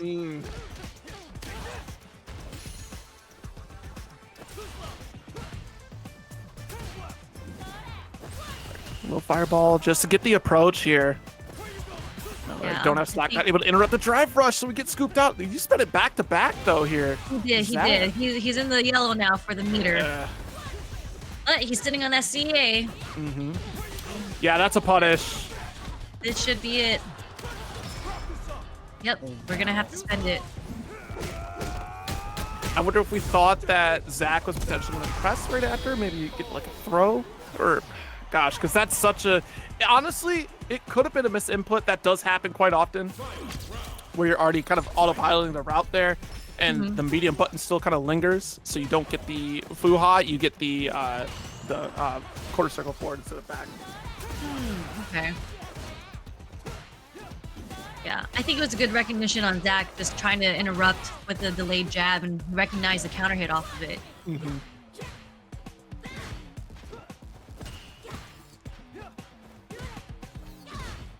Zach just trying to find his way out of the corner right now, but dealing with a bunch of Stand Fierce from Juri. Nice. We've been fishing for it for quite some time, and there it is, the crouch. Yeah, that button is just so good in the corner because, you know, in that situation, like in Zach's situation, you don't really want to press a heavy button that'll reach. So typically you'll try to do like a walk up crouch strong, and then Nephew just standing right outside of the range of it so he can whiff punish with the fierce. Like it's a very difficult situation to be in. Sometimes you just have to commit to, like, for example, a fireball or a low forge trying to build your space when you're stuck in the corner against Juri. Yeah, I mean, look how just oppressive that button can be. Nice forward heavy punch there. Not quite getting the lift, so just get the drive rush to sneak in a throw, make you think that a button's coming out for the plus frames. Okay, light kick. Not able to get the pickup though. Didn't. It's a little bit sloppy right now, but Zach is able to get Nephew into the corner with the back throw, but Nephew fighting his way out with a low forward. Oh, okay. I understand this level 1 spend. So it was the backdash, we got the whiff throw, we're trying to recover, expecting that Zach was going to press. And Zach, with great patience here, still able to call out and save. Actually had a pixel left on that drive gauge. That was very fortunate for Zach there. Yeah, okay, this should be it. If straight to the level 1, didn't want to risk dropping it. But yeah, I was like, thank you for giving me that information on the level 1, because I thought that level 1 was a strange level 1. Yeah. Yeah. I think too we wanted to pull for that burnout because it was so close. Like maybe we thought that we were gonna grab it, which would have helped tremendously if we got that burnout for Nephew, because I don't think Zach would have been able to retaliate in that way. Yes, someone had mentioned that maybe it was an OS, but maybe he could have just messed up the timing because obviously the super did come out a little late against the backdash. There's the whiff punish on the low forward.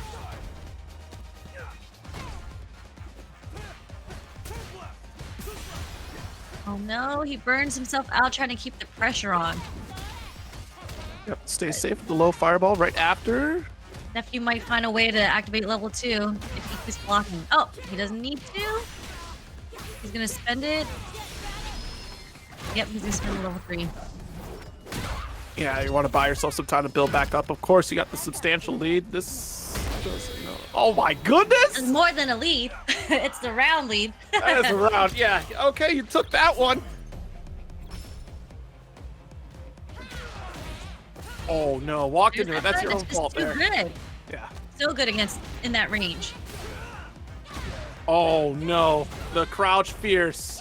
As much as we could go for here. That's about all that we could get, really. Like we could have routed with the another crouch fierce if we wanted to, but either way, the stand medium kick will shut it down. Nephew with a 3-0 victory over ZachInABox. But I believe Nephew was the one who came up with that, so I just feel like he knows the Luke matchup very well. Obviously, he has to play against a bunch of Lukes all the time as Juri. Yeah, it was funny to see that pull up. Like, wait, we didn't know that? Like, like holy crap! Like, yeah, everybody's like, wait, what? You can do that because you know when people think about Luke, or like supers that go through fireballs, they usually just think about Lukes and no one else is really. Yeah, Juri has that special property there. A modern Ed here with Eric C. Yeah, I was gonna say Mothman. we get another Ed, and it is a modern Ed against Mothman, coming all the way back from losers. We got a couple Psycho Sparks right there. Make it a little bit difficult for the spin knuckle to come through because the initial hit of Psycho Spark is just a regular hit, not the fireball. But Eric playing a little bit more of that backsway, which I think is critical. Nice DP. Wow. Beautiful perfect parry with the correct punish to get Mothman burnt out. Yep, got the quick knockdown there because the juggle wasn't quite high enough for another stand roundhouse. You already got the launcher. Nice! EXDP. With EXDP to the spin knuckle. Okay. That's a modern Ed for you. That's the potential of Ed in general. Yeah. Oh, nice. Amazing buds into the level 3. And this does look like a lot of damage, so it seems like he did the full motion for this one. Goodness gracious. All right, 50% life lead. That's the frame trap right there. Able to go for the crouching medium punch. Nice uppercut. Man. Yeah, I can see this matchup being very difficult for Cammy if you're playing a modern Ed. Just being able to react with uppercuts to anything that she does. Like that. Yes. You know, I mean, unfortunately, Psycho Blitz. You know, you get that initial startup there, able to kind of check the opponent. Oh, Nice reaction to the neutral jump. It's a little bit far, but again, Cammy's DP goes so angled that it works out well for her. Mm-hmm.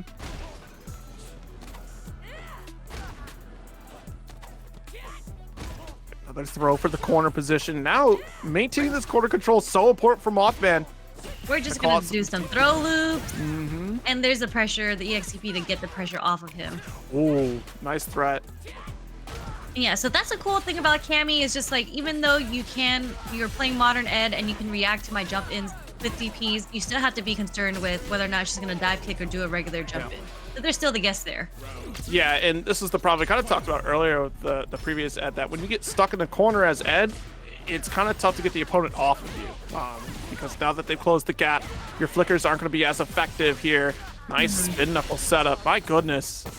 Into the level 3, trying to gain some meter back because Mothman was 1 bar away from being burnt out. But this gives a huge life lead to Mothman. Oh no. Anti-air with the meaty. Eric just unable to find some breathing room in that round. Yeah, it's tough. Again, like, you do have your EX uppercut there that you could try to connect with. This is a much better round start here. We had a flicker start into the spark. Oh, jeez, a jab? Oh. My goodness. Oh, wow. Yes. The A weird dunk knockdown for the air-to-air. Yeah. But Mothman waking up with his own buttons. Ooh, not quite the charge fierce that we're looking for. That's a nice little threat to have. Target combo. We got the duck and sway. Yeah, charged up the flicker. You could sway to close the gap, get that cross under. A wake up EX dive kick to kind of get out of the throwing pressure. Yo. Okay, Eric just ducks out of the hooligan mix up. Yeah. Spark able to get the rush. Stops it The short. conversion off the juggle from the fireball hitting. Very nice conversion from Eric. I do like that we stopped short just in case we're going to get the cannon strike from Mothman there too. And you had that fireball just in the perfect position. It was you have a choice. You either take the dive kick punish or you take the fireball. Either way, I'm locked in to confirm it. Now Mothman has that corner position. Massive life lead, a level 3 available on our next interaction. Yes, uppercut. The uppercut to get her off of him again, but Oh yeah. no.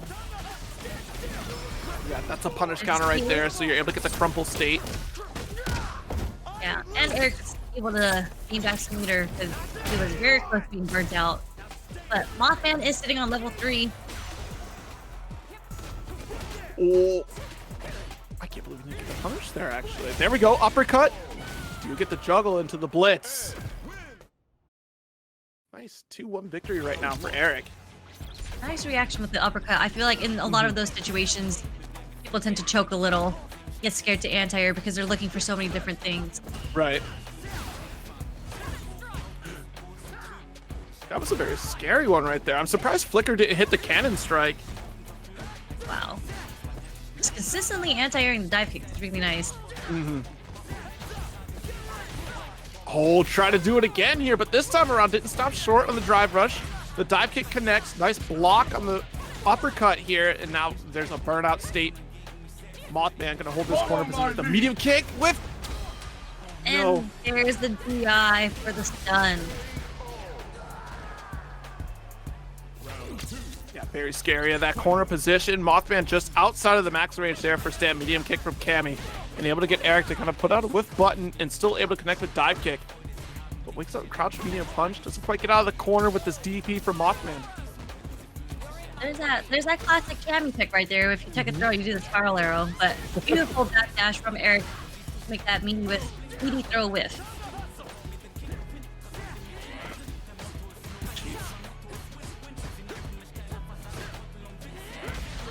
Nice. Try to get the jump Oh here. my No God. shot. Oh. These trade combos, beautiful conversion.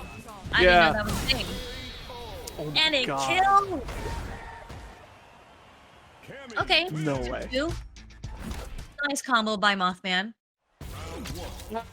That is insane. Mothman with the quick turnaround with that level 3. That is so unfortunate, but great wherewithal from Mothman to make sure we get the finish.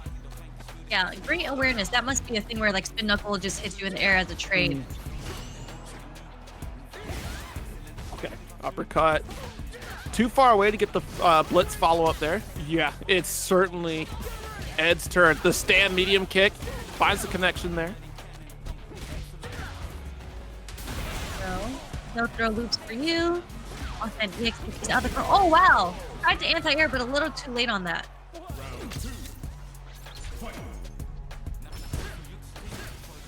We're sitting on match point for Eric, but let's see if Mothman can pull this round off, stay alive.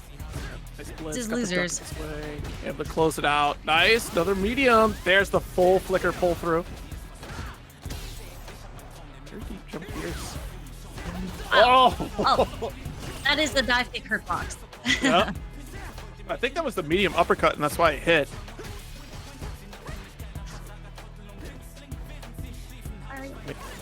And you see too, Eric going for that full screen range, like staying in mid, going for this back sway just in case we want to try to go for DI or even spin knuckle through flicker. Level 3. Yeah. Oh, level 2. Level 2. Okay. We got these combos So, here. I was gonna say we haven't seen a level 2 yet, but I wanted to see some mix-ups, but that combo was mainly to just end. I was gonna say that's so threatening about her. It's just like the damage output that she does. So you know you can be beating her in the neutral, or you might be having the advantage. But all she really needs is that one hit to get the advantage in the round.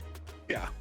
All right, well, we'll see here. Already losing a ton of ground, and now Noah has the corner, and Strider did almost nothing. Literally just walked Noah down after a single interaction. Good step away here with throw. Gonna be a full punish. There's that EXDP to get that damage off, or that offense off of him, but Nice slow approach here from Strider. Like Gladius there. Just trying to find that one poke to kind of close out the round right now. Yeah, not overextending, just keeping it really simple. Good jump out. Yeah. Oh no. I was gonna say it was a beautiful jump back to kind of get out of the pressure, but he's like, nope, we were not gonna neutral jump against me. Good drive rush, crouch fierce there to get the finish. Oh my goodness. Blink and you miss it. We got the corner carry with that Quadriga. And beautiful recognition on the jump back anti-air, because Marisa's anti-airs aren't the best.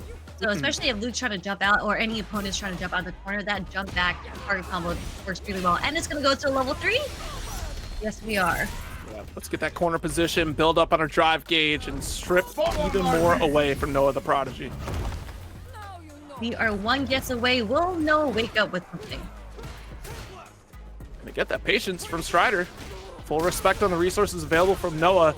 Does get the level 3 opportunity here, but we're going back for that mid screen. You need that next interaction, and my god, just as we saw it with Nephew, it's right here in the hands of 801 Strider. A perfect parry.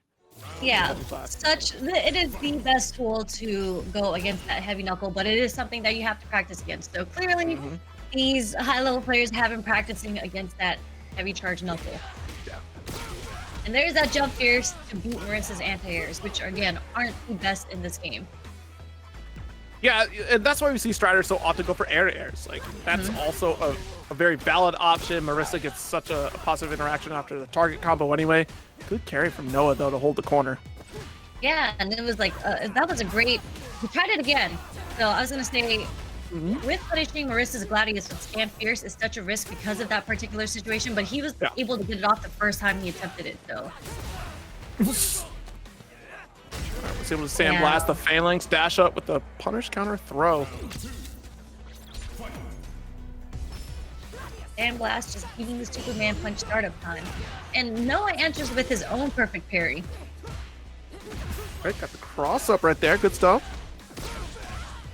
Little side swap after that knockdown and corner carry one more time here from Noah.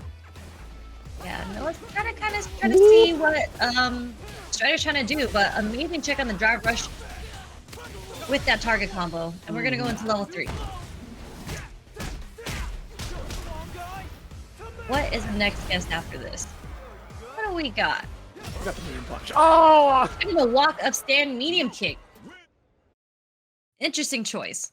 Yeah, and I like that we go for the walk up, right? Because you're threatening, you're trying to pump fake, I feel like, the throw attempt. And we saw Strider kind of fall for that a little bit with that jump out attempt. And we just go press that button, that medium kick. Great call. And it would have caught the backdash, I think, because of the step that we took. So Strider woke up backdash, that hurt box with a link. Here comes Noah with his offense, just being relentless with it. And there's a suppressor right there. Again, beautiful sequence from Noah, because 801 Strider had just done a parry, and a lot of people tend to tech after a parry, so that suppressor was to keep that tech. This should be it. Just saying, he doesn't even need to spend the level 1.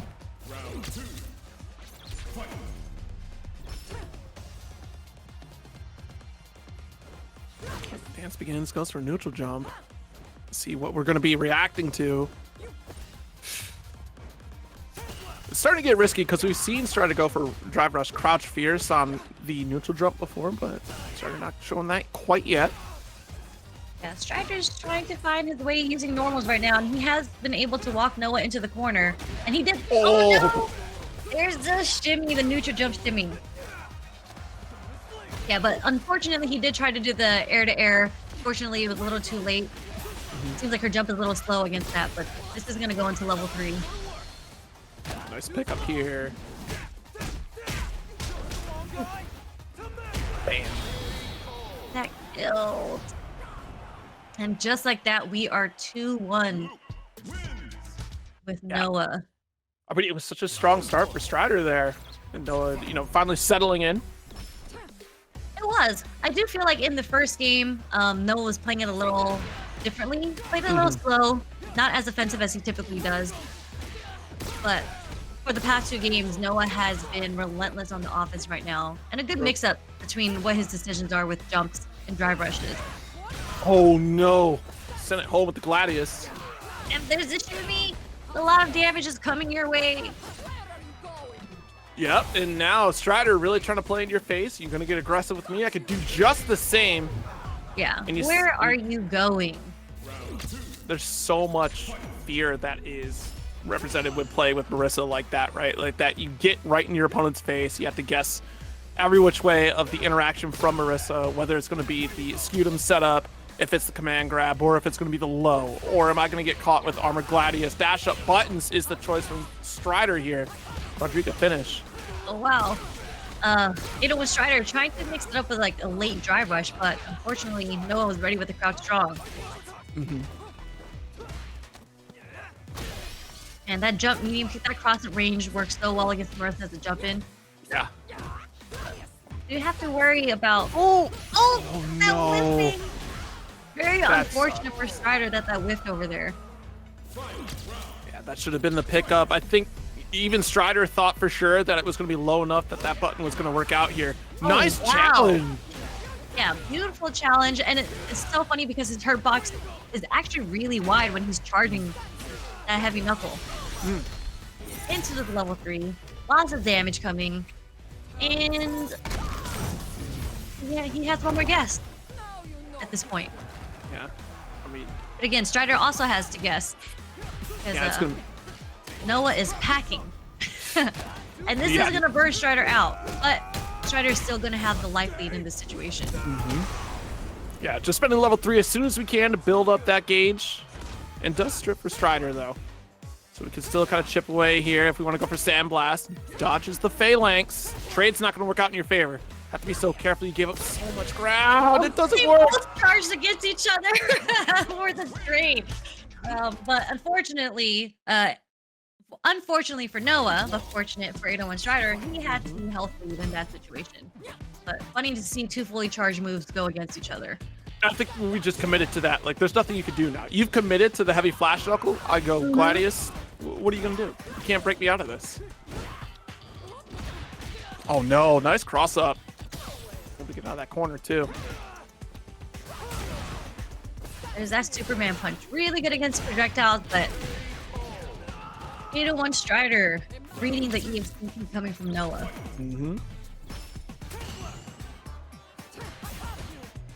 Should have RC'd. You're right. Should have spent the Roman cancel there. You would have been fine.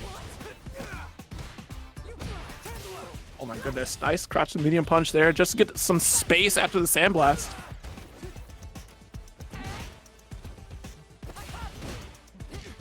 Okay. It's so every single time I'm holding my breath. The moment Marisa gets in my face like that, I'm holding my breath and hoping for the best. Like, and the moment you breathe is when you start losing. If you're not at a full screen range against Marisa, you breathe, you're losing. There's that back air to air, but oh no, Strider actually jumps back into the corner. Not too bad of a situation though, since he is fully stocked with meter, but Noah's about to get his meter back, so a lot of drive rushes are coming his way, and he's going to die for this. Yeah, that was a very important sequence of events for Noah to take our time to let the drive gauge build right back up, because like we said earlier, for Strider showing up, you don't want to be in a burnout state against Marisa, and Noah played so smart, trying to outzone, like set up these Sandblasts and back away from Strider. Like, yeah, you give up ground, but you're waiting for that resource to rebuild. Crouch medium punches come through. We're going to see the exact same scenario again, where we kind of bully because we do own this corner position, but you have to be so cautious. Yeah, I think right now Strider's a little concerned. He's not doing his full combo because, you know, Noah is sitting on 2 meters. Yes. Oh no! Oh no! Oh, but dropped it. Okay, that's a great opportunity here for Strider, but the perfect parry right back. We're not going to go for the super here. Doesn't want to, you know, lose out of the damage. This is it. It's over. It's over. Unfortunate for 801 Strider with that drop, but it was kind of a scramble situation, so pretty hard to convert off of that hit. Yeah. Yeah, it all snowballed right after the whip drive impact there.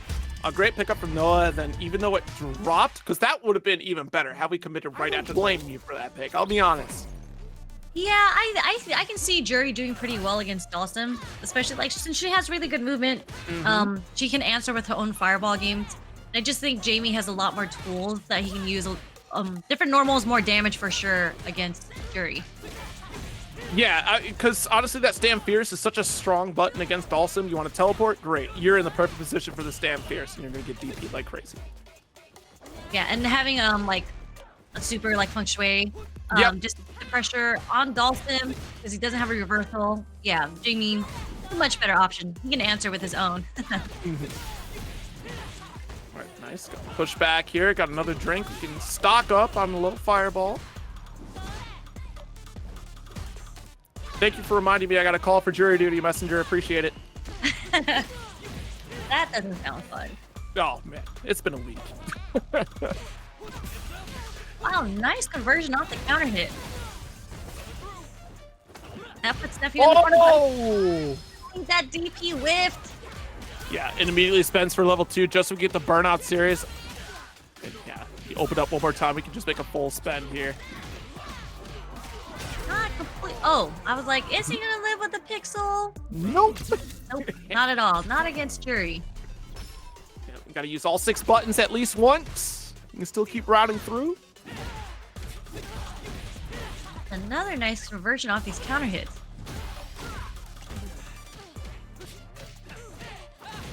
Nice. Nephew trying to hold up in that situation. They both parried at the same time. This seems to be a pretty dominant. Right when I was gonna say it seems to be a pretty dominant round right now by Zach, but now he's being throw looped and being put into the corner against Juri. Oh wow, goes for the lights. Ow. The EX dive kick. I can't believe Zap was able to. Into the level 3. Well, we're killing, of course. Give me the opportunity, I'll take it. Yeah, that was a hard read by Zaf, and it definitely worked out in his favor. Pick up EX dive kicks are so good, especially in this game where a lot, like there are throw loops in this game. Really good option, especially to get you out of the corner, and you don't really get punished on if they were to block. That's true. Back throw. A little worse for wear on resources here as Nephew. Already got the rush pickup here. Tries to get ever closer to the corner. Nice dive. Dive kick over the fireball. Nephew tried to Jimmy Zap, but he read it with a jab. Really good option. Oh, wow. We bully our way into a nice confirm off the crouch forward. Yeah, respecting that space on the fireball. Doesn't want to get dive kicked. EX low fireball here. Doesn't work. No, just a little too far, but that would have been godlike. That, yeah. That was actually genius. But unfortunately, a little too far. Follow my lead. Yeah, that was very unfortunate there. Like, it was such a good setup because we knew that Zap was going to jump over those fireballs. Dive kick, if we got at a certain range away from the fireball, Nephew recognized that. I do like the call, just level 3 was nowhere near it. And now Zap is answering with his own pressure against Nephew, keeping Nephew in the corner right now. With a couple safe jumps, gets that drink in. He has 3 drinks now.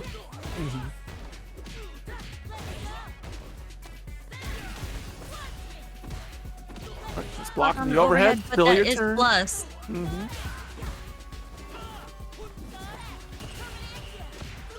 Jab it out with the intermediate punch, and again, just the way Yeah, that Nephew Nephew will was going immediately. in there, and then Zap is like, I'm not having any of that. He tried to shimmy, but he got thrown himself. Yeah. I think the great call for Nephew is that after every single trade, Nephew doesn't stop the offense. Like, Nephew will trade and be relentless in closing the gap to press another button right on top of it. Nice bait by Zaf. Yeah. Uh-oh. Oh, yeah, we see, it's that thing again. It looked like she's knocked down. Yeah, it looks like it's not going to combo, but he gets to pick up off the ground. And that actually did a lot of damage just using 1 meter. Jesus. Okay, perfect.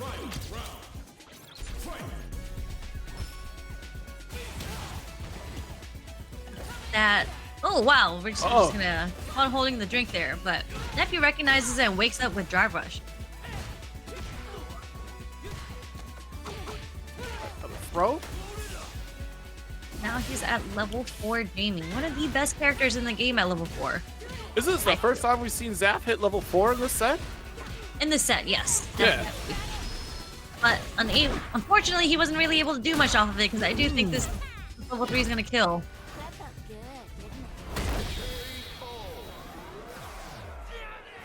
Very unfortunate. All that work to get to level 4 and then suddenly.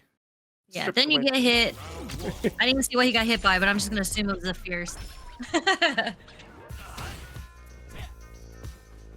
Respecting the space there. Oh no. You can't be sliding into the DMs like that, Zaf. Nephew being aware enough to whip punish it. I mean, that's one of her greatest assets, Juri, having, again, you know, forward advancing normals that really helps out tremendously. Oh, no. Nephew did try to parry and get burnt out, but honestly, the situation is not too bad because this is an early stun. The Nephew is going to come back with some meter. Wow. Nice read on the throw. And another wake up EX dive kick. Oh, stand fierce to push away. The forward fierce, unfortunately, going to get caught with the overhead. Okay, we see the level 4 Jamie. Oh, please, DP one of these times. Oh, no. Nephew caught in the corner position without an anti-air. Yeah, unfortunately, got you. Wow! You whip punch with the jab? So that was the cross medium punch, was it? Oh, was it a strong? Sorry, it looked like a jab. No, you're good. You're good. Nice wake up super. Reacting to the green of the drive rush. The corner? Oh no, we're just gonna take the drinks. Yep, there it is. Medium, but no follow-up there. Alright, we're back to level 4 Jamie. Oh, I was definitely going to try to bite the bait there. I would have definitely got blown up for that one. Interesting. So one more mix-up and then... Oh wow, that just hit him out of the air. It's unfortunate because you can't really get the follow-up there. I don't think the DP picks up right after. Nice! Called out with the throw in just the nick of time, getting back our drive gauge. Oh, right through the fireballs. You know, a lot of times people forget about that move that Jamie has, this anti-fireball move. I definitely forget about it. Hey, you have this? It's wild. Yeah, and just straight into the CA just to close it out.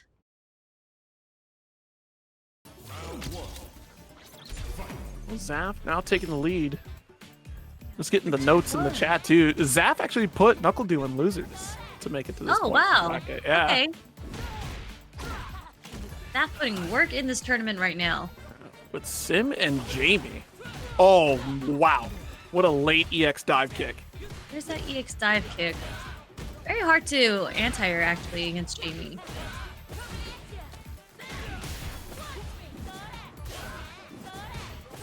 Another install low fireball. What a perfect parry on the rush. Back throw for the corner position. Oh, wow. Counter hit version. Is keeping the pressure on right now. And I was going to say, Nephew's going to have to find a way to jump out, but unfortunately, Jamie's anti-air does not hit neutral jumps. Oh, yeah, the one to at least advance to this next round.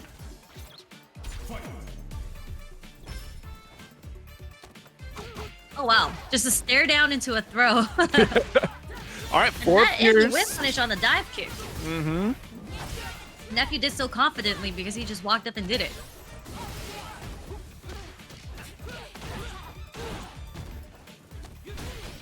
Nice, got the dash up throw. Probably expecting the pressure here from Zaf. Good blocking overhead. Opened up at the exact same time. Zaf with the faster button. Oh! Nice, while rising jump, medium punch. Able to get the EX dive kick.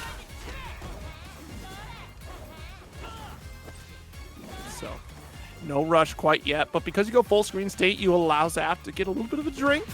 Hydrate. Nice medium kick. Oh no, he checked it. I can't, but yeah, the medium punch definitely gonna get DP'd. That's it. Double shimmy. Oh, Zap is playing a little spicy tonight. Absolutely. So cautious on the approach. That crouch medium kick there. There it is. Nice Gonna get whip whip punish. Yeah. Level 1 on wake up here. All right. It is going to hit, but Zap wakes up throws and it actually gets Nephew. Okay. Got the rush and the medium punch there. Just followed right through with it. Yeah, nice interrupt. Don't let her get away with it here. Nice. To level 3 here. See a lot of damage here. One more mix-up. Yeah, I mean, Zaf is just being so active on defense, right? Being able to shut down a lot of these rushes. We spend the drive impact to strip what's left of the drive gauge. And Really nice smart air. on Zaft and to go for the burnout combo follow-up after the super instead of just trying to get some damage. Uriel. Yes, make sure to support TNS and all the players inside by donating to that Matcherino. And just a little plug-in for the offline events. Don't forget that Level Up Expo is happening in Vegas, and it is going to be a great offline event. Absolutely. Already got the corner carry. With the run. Tatsu with throw. A little bit too far on that one, I believe. Yeah, I'm very happy that people have found out the defensive option against throw loops in the corner, and it is backdash. Such a great answer to throw loops. Mm-hmm. Oh, nice. Oh, with the cross under. Very tricky stuff here from Lugabo. Yeah, it is always a gamble jumping against Kimberly because of that 50-50 that she gets right after she anti-airs you. Mm-hmm. Throw stand fierce this time around here. No backdash for you. Anti-air, but he gets clipped, and this is going to kill with super meter. Yep. Kept it simple with that single bar there. Another one of those characters that, again, we talked about earlier, just is able to quickly convert damage off of any straight hit, and you just see it time and time again. Block the overhead off Jinrai. Yeah, that was a reaction crouch strong to her drive rush too. Mm-hmm. Oh Very no! into the corner. Oh no, we're just gonna take you to the other side. No anti-air from Uriel, but Lugabo already knew. Yeah, and Uriel already set up for this parry. Yeah, just remember that interaction happening before for the cross under. Not gonna fall for the same thing twice. Yo, you spent all your drive gauge for only blocks, and Lugabo is gonna make you pay for it. Yeah, I think he's gonna go, yep, straight into level 3 just to get that power up. That was a lot of pressure that Uriel was trying to put on Lugabo right there, so no surprise that the DI was coming. I almost feel like we were trying to burn out Lugabo. Like, this was such a big spend here for Uriel Velorio, not even getting the opener here against Lugabo. All he needs is one hiccup. Oh, Yeah. and he doesn't get it. The sweep. I was gonna say, I think Uriel's kind of fishing for one button into the super right now to close out the round, but did not get a chance to. It was great to go for that crouch forward even just to avoid the stand roundhouse from Ken, so you still get that neutral. Didn't get the anti-air. Uriel did try to walk under that elbow drop. Wow, Lugabo really likes using Kimberly's sweep. One of the very few Kimberlys I see using her sweep this often. But he's gonna close the round with a nice level 1 super. Very good, very good. Yeah, I am baffled at the reason to spend the drive gauge the way we did in that last round there. Very unfortunate call there from Uriel to kind of give up the lead to Lugabo. And now we're still trying to hold this corner position again. Nice step back with punish on the stand roundhouse from Uriel here. Oh, interesting decision making. So that was a safe jump, so he couldn't actually get the punish So I think he was trying to bait the throw, as people usually do when they get parried. And Right. unfortunately, Lugabo did not take the bait, and Uriel got punished instead. Ooh. This target got the Izuna drop. What a finish. Might be several layers that these two have played each other before, even. You see that quite often. We talk about it quite often, where if you've gone toe-to-toe with a certain player time and time again, you're looking for certain interactions that you might not be used to, but if you have history with an opponent, then you're definitely going to be making those strange decisions. Yeah, I was gonna say, you can definitely tell because a lot of times Lugabo has been doing empty jumps, even from the very first game, the first round, and you're like, why would Kimberly empty jump? And it's because he recognizes or he knows Uriel enough where Uriel likes to parry, especially if he misses the anti-air. So Lugabo actually did an empty jump into throw from the first round, which is a huge call out. Yeah, beautiful call there. Oh no, too far away. The crouch forward does connect. Got the Tatsu carry to the corner. And Uriel hitting her out of some sort of EX move. I'm not sure if that was her EXDP, just with jabs. Oh, And this is going to kill.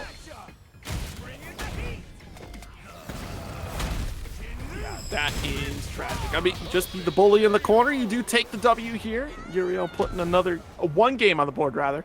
Taking us to the third one. Yeah. Uriel is one of those very offensive players, and he's similar to like a Noah in terms of, meter management. He does not mind spending that meter to get all that pressure off on you. Yeah. That was meaty, so that step kick was not punishable. Right there, nice. Just goes for the medium kick target combo start, but doesn't actually commit to it there. Pulls out the parry situation for it. Fortunately, Lugabo just gets clipped by the low forward. Yeah, this is definitely a momentum match. They're both trying to get their offense started, but unfortunately, Uriel has been finding his way on starting the offense almost immediately. Ooh. A nice check on that teleport from Uriel. Let's commit to the frame chat there off the light. Goes roundhouse Jinrai. 3. Oh no. Nice reaction from Lugabo. The very first DI that Uriel did, and he was ready in time to DI back. I think we were trying to time it for that that flip out scenario where the moment the opponent recovers, the DI is active. Trying to catch that potentially. Oh, committed to Jinrai. Nice call out from Lugabo. Yeah, there's a DI again, and it's into the corner switch. So this is a very dangerous situation. Oh, but no. he was ready for the DI. It's a personal thing. You get caught by a DI, or you start to see your opponent put up DI, then you can't help but put a DI yourself. Yeah, he was getting a little DI happy there, but of course, when your opponent's burnt out, you're gonna try to go for that. Yeah, absolutely. All right, so 2-1 lead right now for Uriel. And this is loser, so unfortunately, loser of this set is going to have to call it a night. Yeah, and then the winner facing off against 81 Strider. All right, still sticking with Kimberly. Just take a moment to go back, take a little breather. I kind of reset the momentum that Uriel had going on.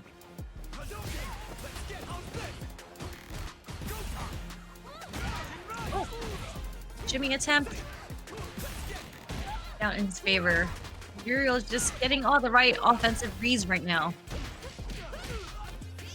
Oh my goodness. All right, so we got the side swap at the button wake up jab. Are you kidding me? I mean, you do have that life lead, of course. Yeah, but I don't think I could be wrong, but I don't think Kimberly gets a meeting setup off a regular dash. Right. Very smart call out there from Uriel. Buffering that Dragon Lash, does get the frames there. What's the slower startup? The Fierce? Or, excuse me, the Roundhouse version? Dealing with Dragon Lash in neutral is so difficult because it's just like a huge move that's like, let's skip neutral real quick. Yeah, in your face again. And for a character like Kimberly, she doesn't really have like a great tool to call it out. Like if she had a traditional DP, then she could easily call it out. Maybe EX Tatsu, I think, can kind of contend with it, but it's more likely to trade out instead. You can kind of see Uriel's difficulty with anti-airing Lugabo. Ooh, yeah. And there's that Dragon Lash again. This should be into level 2. Oh, no, level 3.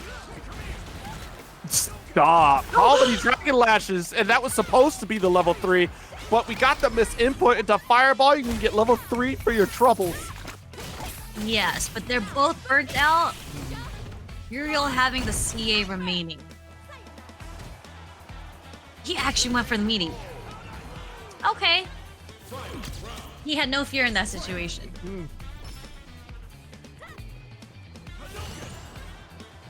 Very unfortunate for Uriel with that drop. He spent everything for that combo, which got him burnt out. Yeah, but I mean, hey, we're still at a level 3 available here coming into this final round.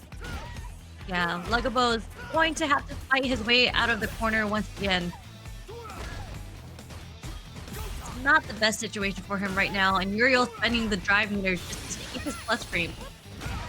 And fortunately, he got the read on that super. Yeah, Uriel was certainly paying attention to the resources available while we started implementing the throw pressure. We see, that offense mounting, and the moment level 1 hit, Uriel pulled all the stops right there. Didn't continue the pressure, just made the dash up to make it look like we were repeating the same offensive cycle. Totally. I don't think I've seen them play before. I'm sure maybe they played each other in the past at different TNSs, but I'm very excited to see how this is going to go, because I honestly don't see too many Guiles out there outside of obviously Du, Kaba, and just like that, Du finds the right time to get that jump in. Okay, good round. Wow, nice anti-air. And Nico Aver with the $10 Let's contract. go Nico with the $10 donation. Nico. Thank you so much. Yeah, so if you remember, Complex, when he played earlier against the other DJ, he actually kind of had a hard time the first game because he wasn't really able to anti-air, which kind of seemed like what was happening. He got jumped in twice with Du earlier and just another jump in, but when he was able to get his anti-airs off, he was actually playing a lot better in the matchup. Yeah, I mean, even this round started with Du getting a jump fierce off the bat. We did see that initial anti-air with the back heavy kick. We'll see if Complex can still represent that. Nice reach. Oh my goodness. Du did try to get that whiff punish, but nice recognition on Du to check that drive rush. We're gonna go into level 2. We're gonna get a nice burnout on Complex. You're gonna have to hold this whole mix-up in these plus frames right now. Yeah, and you're put right back to the corner. It gets that perfect spacing so it can set up a sonic boom. Shut down any jump-in attempt here. Yeah, very difficult situation for Complex. The only thing he could really do is try to fish for level 2. But Du, that was amazing spacing on Du's end. Just being ready to anti-air with that short. Short or medium kick, I don't know which kick it is, but it anti-airs that range consistently. Yeah, it should be the medium. The one that kicks off to the side is the medium kick there. Yeah, okay. Yeah, just the perfect range for that. Yeah. And there goes the jump in again.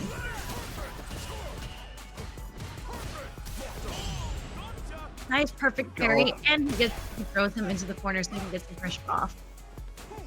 Up the back sway, you can't be jumping in on a Guile that's crouch blocking. Don't do that. The classic. Oh, nice beat on the flash kick. With the fierce follow up, get backs away with the level 1. Nice block. He did try to parry, but unfortunately, was that a parry? I think so. I don't know. Either way, he got burnt out. Trying to get him off of him. The only thing he could have done was super. Unfortunately, Complex already knew. Yeah, very good call out there. Just dashed up into the face of Du. Only got the parry. Nice funky slicer. That's upside down kick.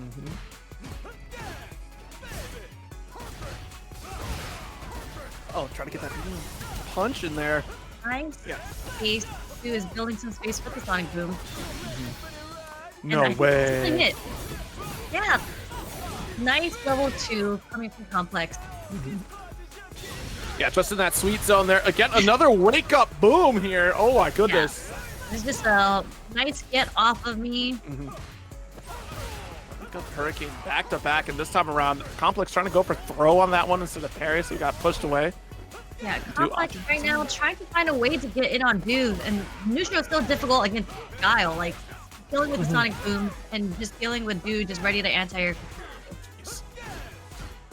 Slicer. Oh! Yeah. That was so good. He did not die back, but there's the anti-air phone complex that he really needed to do.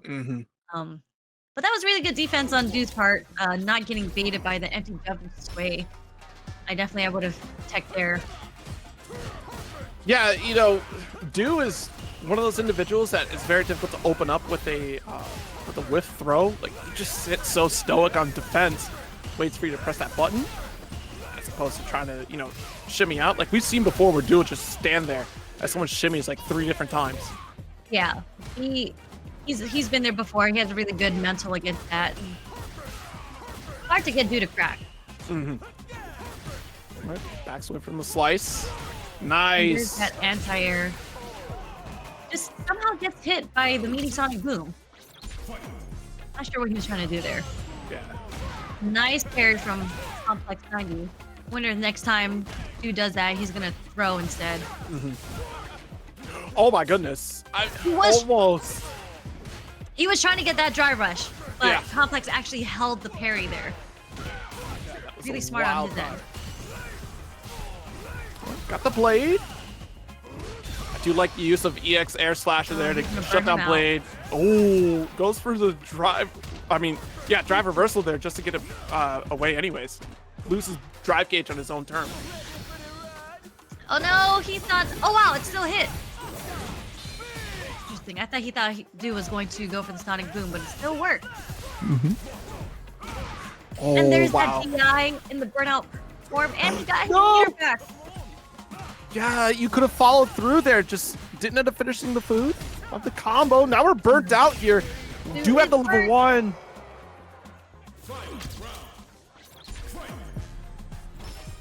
Oh, round apiece. Still has level 1 going in this round. Funky Slicer will get challenged here.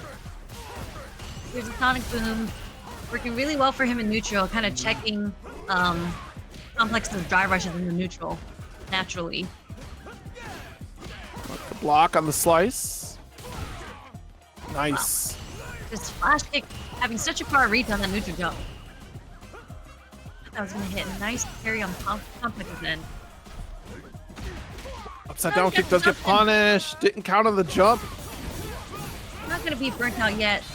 And thank you, Kevin, for the $1 contribution to the Matcherino pot. Much appreciated. Well, he gets clipped by the jump. Jeez, you dare go for the EX jackknife? Okay. Oh, all right, but we're safe here at the level 2 setup.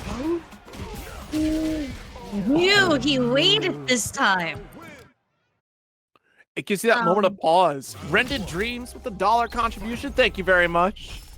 Yeah, it's I'm wondering what he waited for, and whether or not it was going to be the EXDP or the drive reversal. If that wait both would have worked in his favor anyway. So really good on Du's end.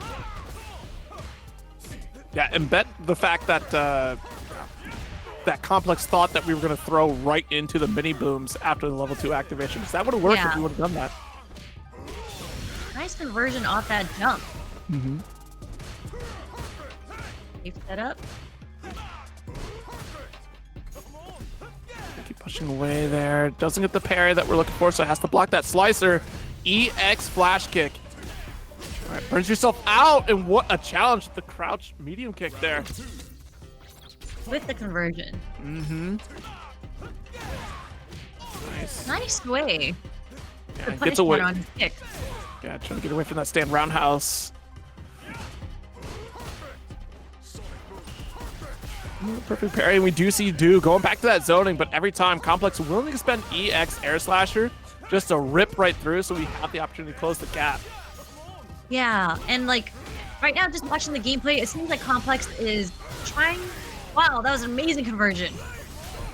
I think every single time Complex kind of parries or he's in that mid-range against the boom, I feel like he's swinging back a lot because he's trying to bait Du into doing a button so he can whiff punish it. But Du hasn't been throwing out buttons. Yeah, not at all. Yeah, that was a hard read on Sonic Boom.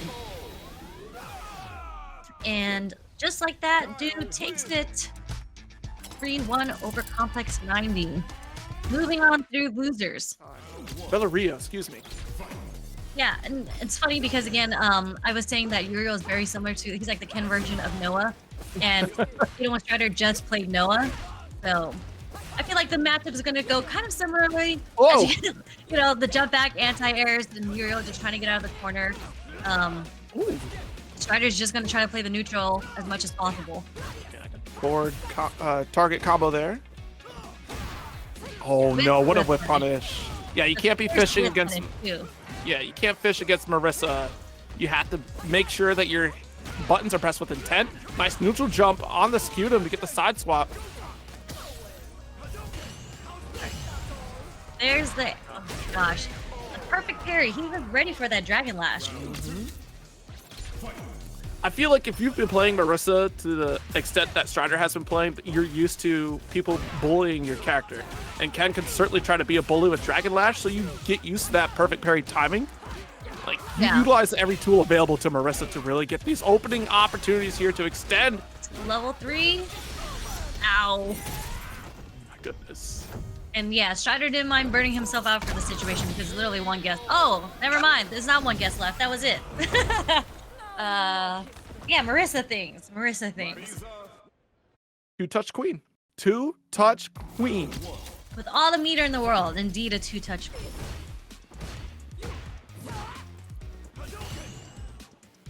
And that's the thing, like, if you do get in those situations, generally it's kind of your fault, right? Like, and Strider, just an excellent player and really trying to preemptively shut down a lot of the startup there. If you leave yourself lingering, because we saw at that last game, the opening gambit was because Uriel tried to reach with a stand roundhouse within a punish range of Marisa. You put yourself in the hurt.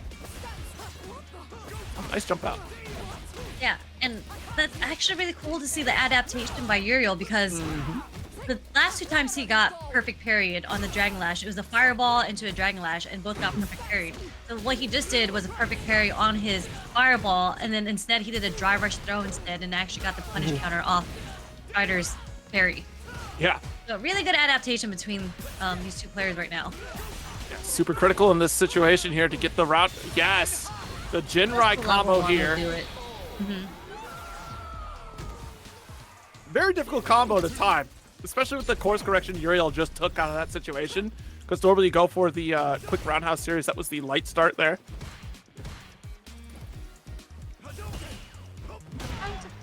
Oh, there's a whiff punish. Gosh, that damage on the punish. But that jump in those? Very deep. All right, still able to get out of that corner as Uriel. There's a roundhouse, but not the punish counter we're looking for. Oh. Trading with the fireball and the Superman punch, but not really in Uriel's favor. Gotta start DPing the phalanx. There's the burnout. Yep. And Marisa's level 1 is not great to fight against burnout, and unfortunately he got hit out of the air, so he actually didn't get that GI hit. Nice check on the drive rush. Yeah. Straight into the level 3, so we're gonna have a huge life leaf for the 4 seconds in. 4 seconds in, 50% life lead. That looks like a 60% or 55%. Let's say 55. Yeah. That last hit put you right over the edge here. Nice. Uriel, yeah, burning himself out already, and he answers with his own level 3. Wants to build it right back up, return the favor. And Rome himself with the raid. Thank you so very much. Hope your stream went well. What a drive impact. Yeah, I was going to say, Lugabo did the same thing. He was like, if you're going to keep pressuring me when I'm burnt out, or I'm almost close to burnt out, I'm going to do the DI on you.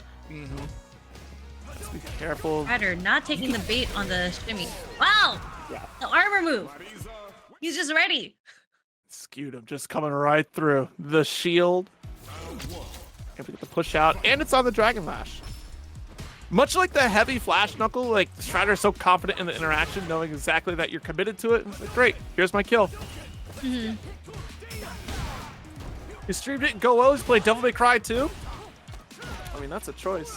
It's a choice game because, you know, you support all Capcom games. I can't believe you'd say that, Lucas. Follow my lead. Gladius there. We got a whole bunch of heavies going on in the neutral right now.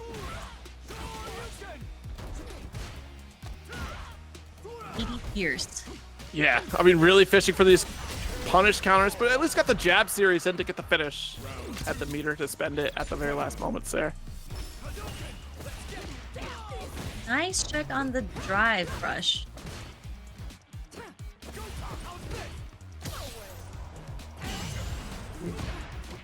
That perfect parry on the jump in. Oh, no way. Right with the super.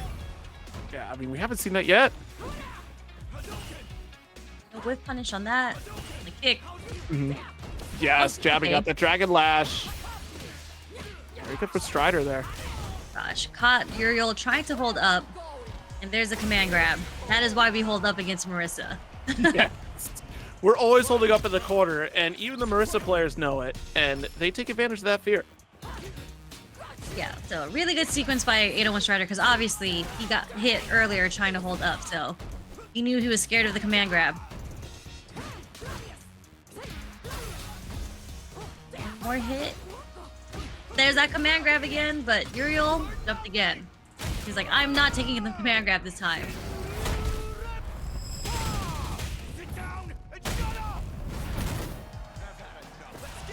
On the brink of being burnt. Oh, he baited out the super this time. Okay. Yep, let's pick it the follow-up. Strider is burnt out, but oh, he does have the wake up armor move still. Okay, nice. Got the cross cut at the very least. Nice. And that should be it. Yeah, he was able to handle blocking the 2 Dragon Lashes, but unfortunately got hit by the Jinrai after. Yeah, I mean, just continued offense from Ken here. Tries to make that approach to the crouch forward. With punish with the fierce. 801 Strider just ready with that. There's the jump back again. Just trying to keep Uriel in the corner. He's like, stay in the corner. There's one spot for you. I can't believe it. The reversal into Gladius. Wow. You can't do this Yeah, stuff. DI is just never a good option against Marisa's target combo because of options like that. Even against Gladius. Gladius breaks DI all the time. Yeah, it's, again, like going for lows against Marisa is so much safer, and you have crouch forward with Ken here. That gets you so much. Yeah, truly. Like, Ken's low forward is definitely one of the best low forwards in the game, I feel, and just getting that much corner carry off the drive rush combo. Something you should definitely fish for against Marisa. Ah, baited it again. Okay, there we go. Stand fierce follow. Tatsu carry. All right, so excellent, perfect parry. Nice, jump out of the scutum. Yeah, you got around here. Okay, I hope goodness. Misawa realizes that that command grab is never going to work again. Just And recognize that Uriel is going to hold up. The last round, he got so much mileage off the air-to-air because Uriel kept trying to jump out of the corner. I can't. And a believe nice it. wake up DI to beat the meaty. A side swap into the EX Dragon Lash. So we'll certainly get that level 3. Nice turnaround here from Uriel. I was gonna say DI is a really good option against Marisa because she doesn't have that many cancelable buttons into DI. Okay, got the hammer. Nice. We'll get the burnout here and look a little worse for wear because all that There's a trade combo. Stuck in this corner, not a good He's look going here. for the low because he was expecting the jump out. There's the stun. Despite the adjustments from Uriel Velorio, we still end up getting caught up in the corner against Marisa, and I do think like we did have some solid situations where we did kind of get that comeback there. I think we could have challenged more with like I would say the crouch forward would have helped out tremendously in the semis with Nephew versus NuckleDu. And losers. This is losers quarters. I am not a fan of this matchup personally. I think it's certainly in Guile's favor. Yeah, I was gonna say a lot of Juri players, you know, like Vista Kid tells me all the time that Juri actually has a pretty hard time dealing with the fireball game from characters that specialize in the fireball game. Yep. Like, yeah, she does get the low, she can kind of trade it out, but you also have to worry about the Sonic Blade is also very difficult because her crouch forward can go underneath it, but she has to be in a very specific range, and it's almost like touching the Sonic Blade to really kind of trade it out there to punish. Yeah. like, just thinking about her fireball game, I think she gets a lot of mileage off of being able to throw her very slow fireball and walking behind or drive rushing behind it. But Yep. Guile doesn't allow that to happen because of Sonic Boom. Exactly. All right. This challenge, you really have to try to gamble with your jump ins, but therein lies the risk. But therein lies a $5 contribution from Bantang Bangarang. Love the name. Nice pronunciation. First try too. Yes, thank you for your contribution. I'm not even going to attempt to say that name. I'm patting myself on the back for that one, I'll be honest. And going back to the match, like, just looking back at it, Nephew's already Woo! burned out, but Answers with the reaction super. Yeah, very good level 1 here. Being in burnout against Guile is not a good look. It's going to be a long time before we get that meter back, and NuckleDu is certainly going to take advantage of it by taking away as much chip damage as we possibly can. Nice block of the overhead. But around, yeah. Dealing burnout against Guile, you are going to take a lot of chip damage, mainly because you have to deal with all the Sonic Boom pressure. Yep. And it's such a precious resource in this matchup for Juri. Granted, she generally wants to spend Drive Rush to get the, quickly close the gap, be able to extend combos further, but it's so important to keep up against Guile so you don't get chipped out in those situations. You have all the time in the world to close the gap, but against the offensive wall that is Sonic Booms, against Du's Guile, it's all the more difficult.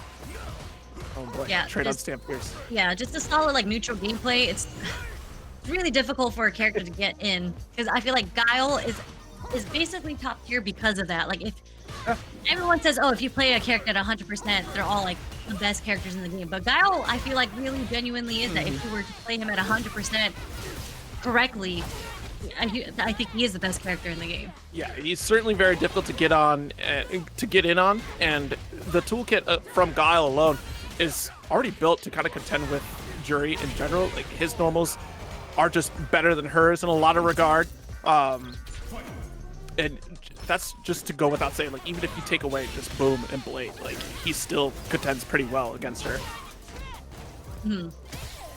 But this is kind of where Juri shines too, just at this range of her Stand Fierce. And having Do in the corner, but there's that flash kick to kind of send her full screen again. Yeah, and even if you have Guile in the corner, it's still that guessing game for her where she can try to leave that gap, try to go for overhead reset, or even go for some staggers, but it's still the ever worrisome possibility of a flash kick. What a throw on the overhead there.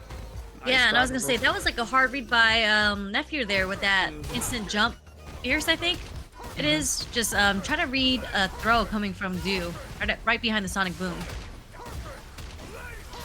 Alright, locked in.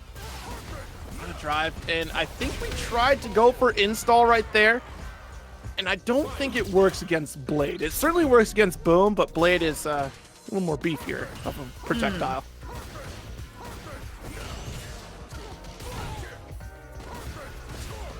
Not the perfect pair, but was unable to check that drive rush. All right, nice drive reversal, putting Nephew back into the corner, and we're gonna have to deal with. Yeah, we're looking for that burnout. Nice dive kick, the first one here for Fierce. And she answers with her own feng shui combo. Yeah, into critical the actual here. Burnout. Doesn't want to put yourself into burnout. You're on the cusp of being there, so you level 2 install to make sure you can extend your life. Nice jump, Fierce. Crosses up with the jump medium punch. You're not getting baited out by the shimmy, but he is burnt out. Oh, never mind. No longer burnt out. Yeah. This should be it for the round and the game. Good stuff. Nice answer back. A hard-fought victory there to take that first game for Nephew. So 2-1 in the set. Yeah, that jump fierce is really, really good, and it's really hard to anti-air against. Yeah, and it's so interesting because it threads a literal needle because it's misleading on the position it's going to hit. You might get left-righted by it. Nice sweep. Wow. My goodness. Yeah, that was a really good sweep. I was going to say, I can see that jump being really difficult for Guile to deal with because it hits him right above the head, and it could make flash kick whiff. Exactly. Stand roundhouse. Nice. Got the drive rush and the crouch medium punch there.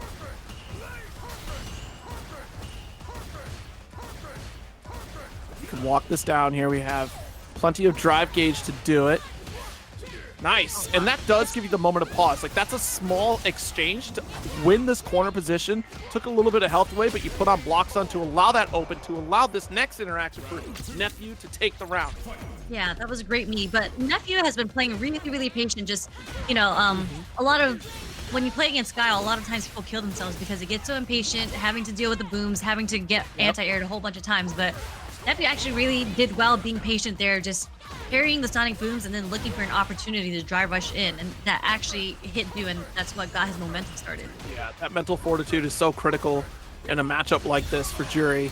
Level 2 install here. We can start to blow away this drive gauge. Builds it back with parry. Once you get in the full screen, you're gonna be okay, so you can build it right back. Yeah, I was gonna say Nephew's gonna kind of stay kind of far away just so he can just parry and get his meter back, but this might be it with the level 1.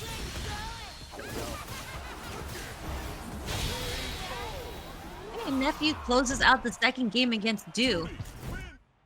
You're really smart by Nephew right there, just building his base so he can comfortably parry from full screen. Yeah. Guile's level 2. We got the jump medium punch there. Yeah, this is an exhausting matchup because you do really have to have that patience to close it. Nice crouch medium kick. Get the flash kick out there. Check a normal dash, not drive rush though. You can see people are still checking those. Perfect position for the flash. But now we're getting caught by more of these, sonic booms because they're trying to make that forward approach. And once it starts snowballing, that mental effect, it does get draining. You are up a game, so you're probably going to play a little more loose, but you can't be doing that against Guile because every inch is like a mile in this matchup. You really have to like fight to build your space against him and close that gap against him. Nice, perfect parry, and yeah, that's what I was expecting earlier when Nephew had perfected the sonic boom. Just check that drive rush that usually Guile do right behind it. Yeah, it's just, again, like you could try to go for dive kick here, but right behind it, it's going to be another, either a boom if you misspace it. You do have time to recover and block depending upon the position, and that's why we put out the Sonic Blade. You give more room for yourself to retreat. Level 2 install doesn't follow through on the hit. Yeah, dude just playing really defensively right now with a lot of drive reversals. So wow, just called out the startup of the Sonic Boom. Oh, but didn't spend it. No! Nephew! Special. Dude's ready for DI every single time.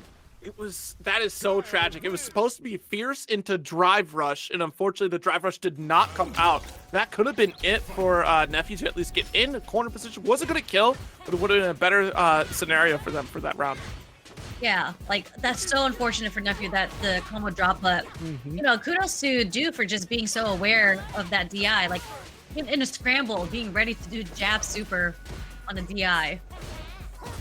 Walk back away from the overhead. Perfect parry. Nice upside down kick. We'll avoid the low fireball here. Oh no, jab. Here's the difficult part for Juri right now, just dealing with this field of sonic booms and getting anti-aired from every range possible. Yeah, trying to fish for that overhead, and you'll notice too, there's almost no buttons coming out from Nephew because you're dealing with the barrage of sonic booms, and this time around, NuckleDu is being extremely aggressive. Once they got with low pokes, quick finishes to flash kicks, you put yourself into a bad scenario. Oh no. Oh wow, the confirmation! Punish counter, upside down kick. That some extra time. Has to work really, really well against Juri because of her low fireballs and just like her buttons like low forward and whatnot. Yep. Yeah, like I said, the toolkit of Guile is, you know, obviously Guile was built to kind of deal with the Shotos, right? In previous Street Fighter, and this time around it's certainly true here, especially against Juri. It just works out so well to avoid the low fireball. He's got great pokes in terms of roundhouse. Even the crouch forward does work out for him very well. Oh my goodness. All right, so we got our drive reversal. You can't be jumping in though on the small booms. Not quite yet. Oh, does that work? No, not off the EX sonic boom. A little too fast on it, but It's already... Yeah. It was basically checkmate. He was burnt out. He has no meter. really couldn't block the boom. Had to jump. Yeah, no, I'm like, what are you doing over there? Why are you charging? All right, well, Zap is up next here against NoahTheProdigy in this winners finals. Yeah, Cena Jamie in the winners final. So great job to Zap on that.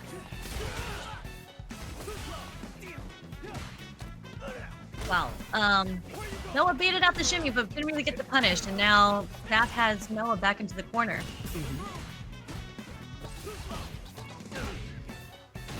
Okay, they're just both throwing each other. Favor. Yeah, you know, it's a toss-up. These two best friends, you know, it's a lore battle.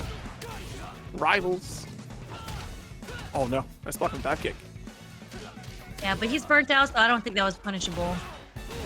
And that DP worked on the dive kick. I'm not the dive kick, the neutral jump. Only because he pressed the button. Oh jeez, nice jumping in, Ken. Ooh, he answers with a low forward. Great answer to shimmies if you expect your opponent to be shimmying you.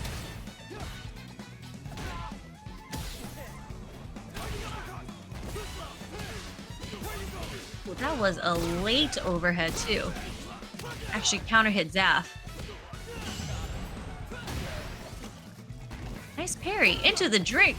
Yeah, I mean, great opportunity because you got that crumple state a little bit there, so you got the extra time to take a quick swing to level up here. But this burnout, Noah wants to send it home and will succeed. Yeah, with that loop crouching medium punch.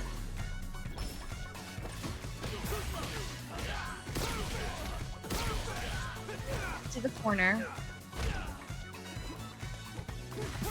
I have to beat out the shimmy again. But it's a little scary.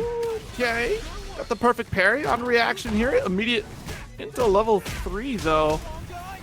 I mean, this is gonna be really mitigated. But you know, Noah real confident lately. Okay, Noah's on cloud 9. Oh gosh, yeah. So just again, Noah always interrupts with crouch strong. It's not a crouch jab. That's how confident he is in getting those counter hits between your block strings. It's been quite the couple weeks for NoahTheProdigy. All right, folks, as you can see on Twitter, like. Yeah, that was a really nice counter hit conversion from the suppressor into low forward, like straight up off the counter hit.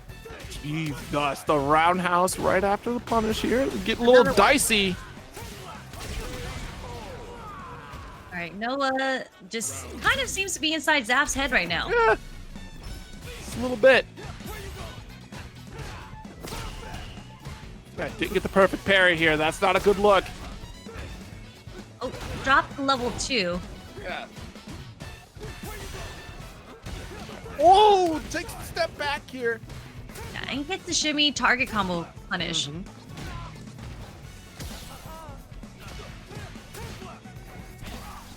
Jeez. Air to air. Trying to keep Noah grounded right now. But Noah's building up that level 3. He's about to get that meter back, so I think a lot of charged knuckles are coming. Let's see here. Blocks the cross up. Tried to go for parry, but Zap was already set up with a throw. Wow, that actually interrupted it. Yeah, that's really. I mean, I feel like the way the animation looks, that's the intent, right? You know? Yeah. Pretty cool. Again, like when he is charging it, his hurt box is pretty wide. I just feel like a lot of people freeze in that moment, so they don't press the button. I can totally understand because, like, the message you receive if you played, you know, against other characters that have charges, like your Zangiefs, your Marisa, I see a charge. Maybe the understanding is like, oh, well, there's armor behind that, right? I shouldn't touch that. At any moment you let it go, I'll die. Exactly. Like, you don't want to, like, I think the mentality is like, you think that you might whiff a button and then you just get hit by the charged knuckle. Let's get the challenge. Nice parry there. Oh, this hurt. And he just got his meter back. I wonder if we just preemptively set that expecting the perfect parry, but, or at least trying to steal the turn. But Noah, very patient here. Can just bully this corner position.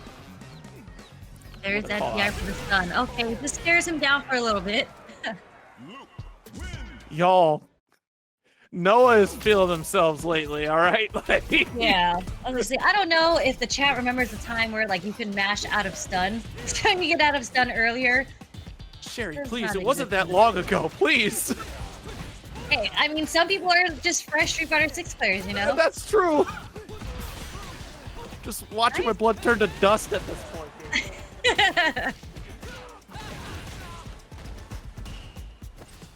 That was a stare down for sure. Nice check on the drive rush. Oh. Yeah. Whoa. Amy's pressure is so good in the corner, mainly because, you know, when you have a dive kick in the corner, you have to deal with shimmies or you are going to get hit by a dive kick. 33% chance of being right. Oh my goodness. All right. Got a second drink in. Rising uppercut. Very brave here from Noah. But with the resources you have available, I think that's a fair spend. Nice dunk. Not to be burnt. Ooh. Yeah, the shimmy didn't work out there. So the dive kick was able to make the mark. Is level 3. Oh no, he burnt himself out. Oh! Yo, Zaf cannot get these parries here on these flash knuckles. Oh, he just answers with his own dive kick. Very good option, especially in that range. It would be very difficult for him to anti-air that. They just stared each other down. Just a walk-up watch. Well, at least got the first drink in here. Let's start the work all over the crouch strong. Get up. This should be death with the level 1. Maybe not. Yeah. You can just do the full charge knuckle. I think, what was it Idom said? It was crouch strong, drive rush, crouch strong, and then Yeah. combo? Yes, into another crouch strong. Why not? Ah, I see. Oh my god. All right, so That's- full paw. You know, those are layers. That's what we call layers in this game. Right. Like, you're trying to check my drive rush, I'm going to check you for trying to check my drive rush. This is Interesting going to that, go into level 3. yeah, that heavy flash knuckle whiffed, and still Noah able to close it into this level 3. Ah, just the very last tick. And that means Noah takes the 3-1 over Zaf, but this is winner's final. Yes. So that means we... Let me see what dude does here. All right. I'm assuming it's because Cammy also has like low forward and dive kick to deal with Marisa, right? Yeah, the low forward dive kick. It's interesting because Guile can still be such a bully against Marisa, and he can flash kick Phalanx. I mean, you can still DP Phalanx either way with Cammy, but yeah. Nice whip punish on the Gladius. Yeah, Cammy does have a lot of good low moves, like her low forward into the drive rush, and just the fact that Marisa already has a hard time anti-airing. Not sure how she's gonna really deal with Cammy's dive kicks, jumps. Actually, I will say, wow. I was watching 801 Strider play last night, and he was playing against Chris T's Cammy in a long set. So he was practicing this matchup. Uh-oh. Okay. Ooh. There's that low forward. Yeah. And a corner carry, too, at that level 1. I was gonna say, I would love to see the tech. Big Bird actually posted an OS that Marisa has against Cammy's jump-ins for an anti-air, and it's against the dive kick or regular jump. And I saw Strider doing it against Chris T last night, so it would be interesting to see that tech in this match or the set. Yeah, that'd be very interesting. It's certainly going to be something that's crucial. Oh my goodness, actually, that skewed him. Let's see if we get the command grab there. Another. Yep, this is where the fear begins. I don't think Dude's gonna deal with it the third time.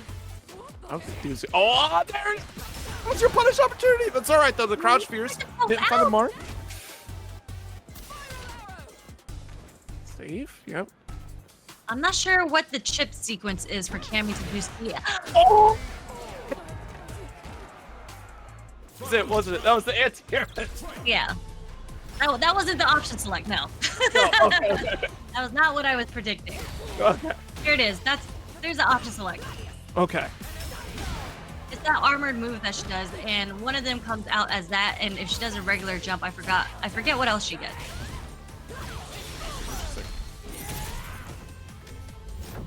Okay, well, recovering on this drive gauge, corner position.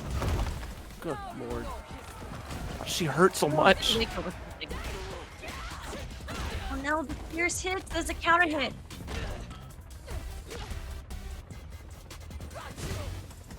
Another Strider is phalanx? buffering something. What are you buffering, Strider? Oh my god. All right. There it is. That was it. Marisa. Go for Scutum. Every single time, the Scutum. You know, it's so terrifying because she approaches forward so quickly when she goes to that shield stance. Yeah. Nice. Oh, wow. Got that. That wasn't even the crouch fierce anti-air. Strider is ready for this matchup, and that's gonna put him in Oh. burnout.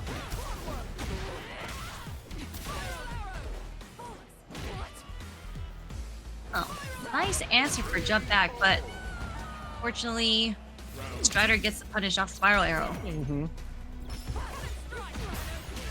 Fell short with the cannon strike and still got the crouch forward. Not getting baited. Shimmies. He's got the Strider's anti-air. just trying to find his way out. There's that armor every time. That's a great call out because you're right. Like, Scutum does absorb that armor for at least one hit. Pushes the opponent away. You're still in Scutum's stance, so they have to guess the lower throw on wake up. Okay, but all he really needs is one hit.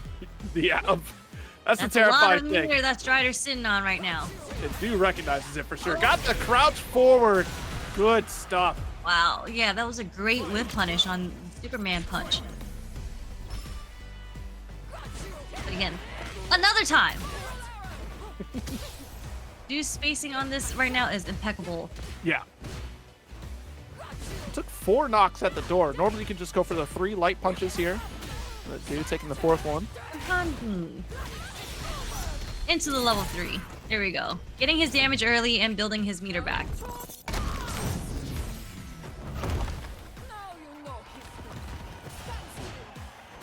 All right, so that's at least a weight off of your shoulders there. You know, one less thing to worry about. We could DP that actually. DP that phalanx. So scary right now. It is. Yeah, he's not anti-air right now. He's a little scared.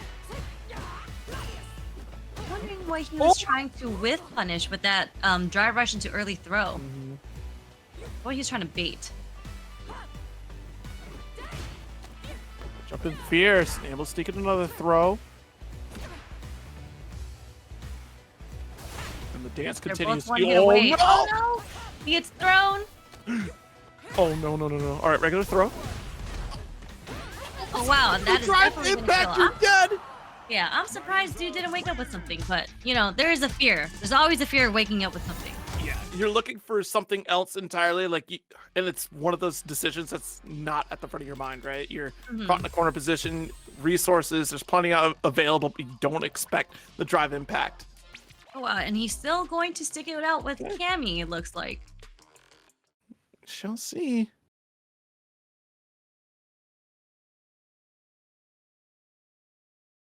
Yeah, I mean, Cammy's fine, but she is that glass cannon type character. And oh, now it's serious mode. We got the outfit 2 on. This is a pretty nice Cammy outfit. I like a little hoodie going on, trench coat hoodie. Oof. Just straight a walk up throw. Yeah, it took a casual step. And dude was holding the parry for a little bit too long there. Okay, nice. Got the punter's counter on the strike, able to corner carry. Okay. And nice read on the anti-air, but didn't get the, not the anti-air, the command grab, but didn't get the punish there. And he does get the wall stun.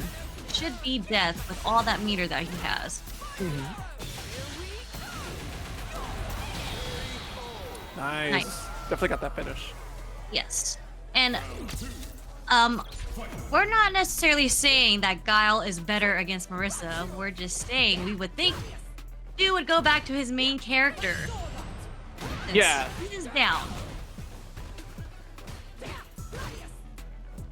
Yeah, because Cammy certainly does have like that, again, like we've seen time and time again, the quick dive kicks does actually have like a great reach against Marisa. Yeah. And again, just a mix-up that Cammy naturally has in her tool set for jump-in against Marisa, who already has bad anti-airs. It just makes this matchup so much harder for Marisa.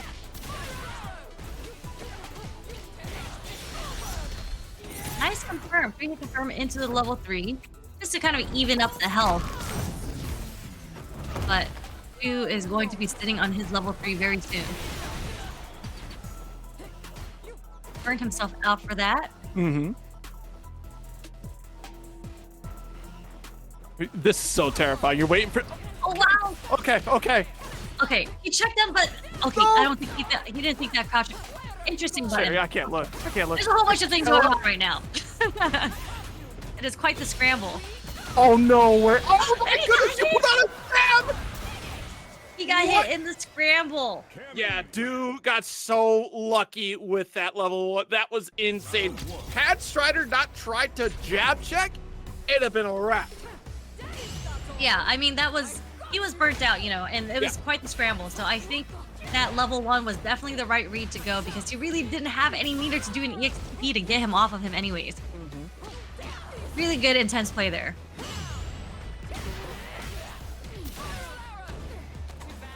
Arrow? Ooh, okay, parry does get scooped up here though. Crouch Fierce, nice, backs off with the crouch forward pickup. There's that low forward pressure that Cammy gets.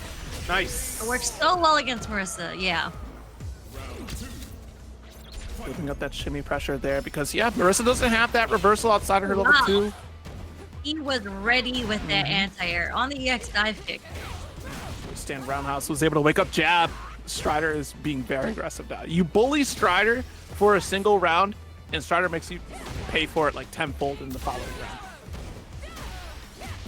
There you go. Got the crouch fierce. Big follow-up opportunity. Doesn't go for a full spend. Wants to save the drive cage. I think that's a great call here.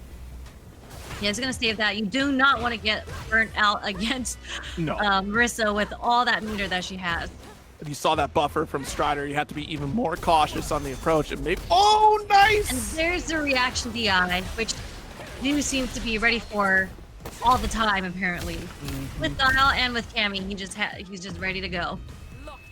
Yeah, I mean, this time around, there was not that information overload. Remember that in game 2, Du got caught in that corner position where Strider was able to put out that one final drive impact, and Du just let it happen. Had resources to go for a reversal and didn't. This time around, a little bit too far away. Du able to make that quick decision to call it out, and now we're in the final game scenario.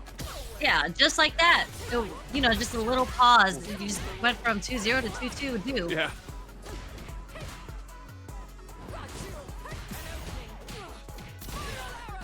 Nice follow up. Back to the mid screen we go. Excellent pressure to go back into the corner. Nice lead here. Calls out the drive rush with the dive kick. Oh wow, just getting the juggle. Du is pressing some buttons right now, and it's all working out in his favor. I was going to say Strider might want to relax on the button press, trying to get some interrupts against Du, and he's already airborne, already able to get these interrupts here. The crouch forward, too far away. Just catches the frames of his backdash.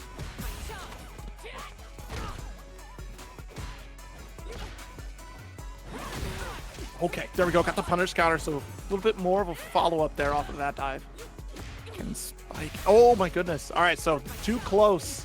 He dropped it a bit early, but we keep knocking at the door. It's relentless. It's just like that. He just kept the pressure on Strider with a whole bunch of lights, just burning himself out too. Just light, drive rush, light, and then eventually one of those lights hit. And it's crazy that we dropped it first. Like, we had to confirm, dropped the combo, and said, you know what, I'll do it again. So we might see a little do-si-do after the first loss. Yeah, another beautiful thing about fighting games, right? Just playing the mental mix-up game when you play multiple characters. That certainly helps out in matchups here. We'll see how this plays out for Guile against Sim. I think it's a little tricky when you can try to go up against these booms from Guile. Of course, Guile can kind of sit back. Yeah, I was going to say zoner versus zoner. You can kind of already see how Du switched up how he's playing. There's a lot more jumping. He's a lot more offensive. He's not really sitting back just throwing booms at this point because Dhalsim easily counters that. Yep. Crouch heavy punch being one of the issues that Guile will have to deal with. There, nice, able to get the roundouts, or the sweep rather, excuse me. Yeah, and the fact that you know, Dhalsim, he can deal with the booms with not only his normals but just his float also. But oh no, he dropped the combo. Ends it with the overhead. But yeah, Du has to go in and try to find that hit with the drive rush or a jump. But you can see like Dhalsim has his ways against Sonic booms that other characters don't. Where they don't have, like, other characters have to spend meter to get in. Dhalsim can just float around. Exactly. Yeah, and I do like to see that NuckleDu playing around with that timing on Sonic Blade that we saw a little bit earlier too. Yeah, you can counter hit me on my Blade setup with your Crouch Fierce, but at the same time, you're going to catch the rest of the Sonic Blade. That gives Du the opportunity to close that gap right after. Yeah, you can kind of see Du, he's like way more active on offense. His movement is much different than how he would play other matchups. Like, it's a lot of walking forward, not too many booms. Again, just drive rushing and kind of getting random timings on the jump ins.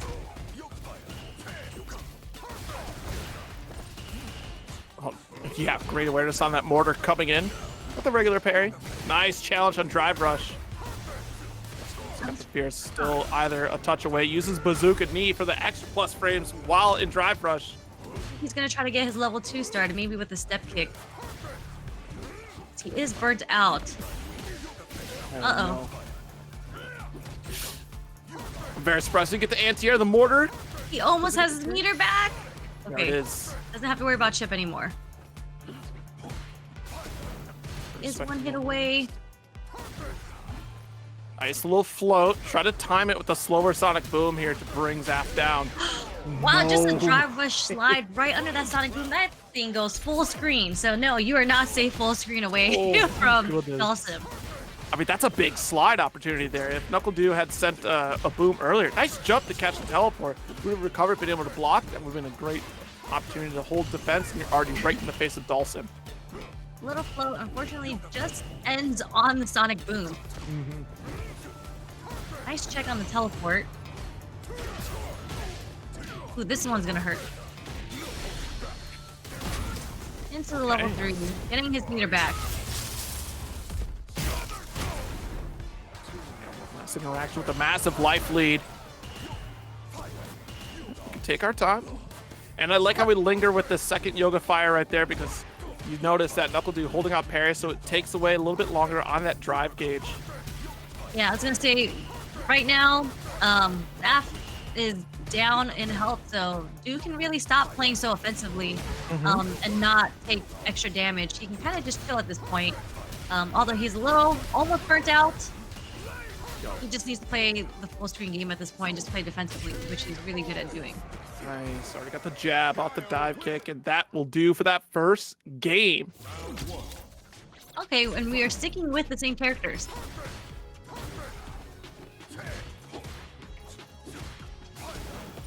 Feeling kind of comfortable with this one here.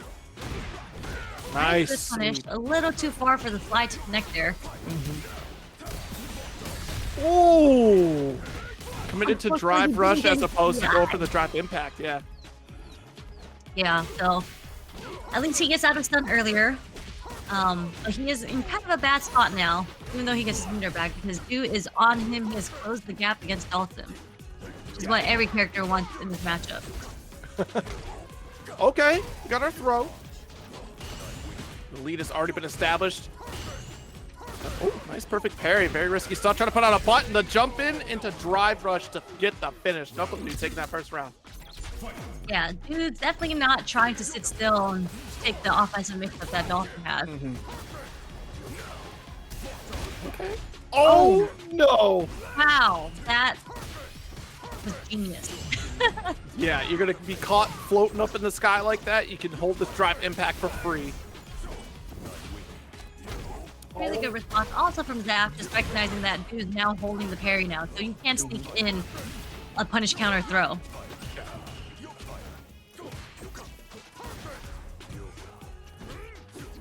Careful. Ooh. Trying to meet, these normals with the, back fist here. That should actually whip punish in some interactions. Drive rush into level 3. It was off lots of lights though. I'm not sure if it's gonna kill. Oh. Yeah, there's a lot of scaling there. Yeah, and threw out a boom immediately, just trying to strip away what was left of the drive gauge. But after the mortar, you go for a dash up, crouch forward to finish this off here. 2-0 lead right now for NuckleDu in Losers Finals. Okay, yeah, and we're not gonna get a switching characters. We are gonna stick with Dhalsim. So that is locked in for the rest of this set for Zap.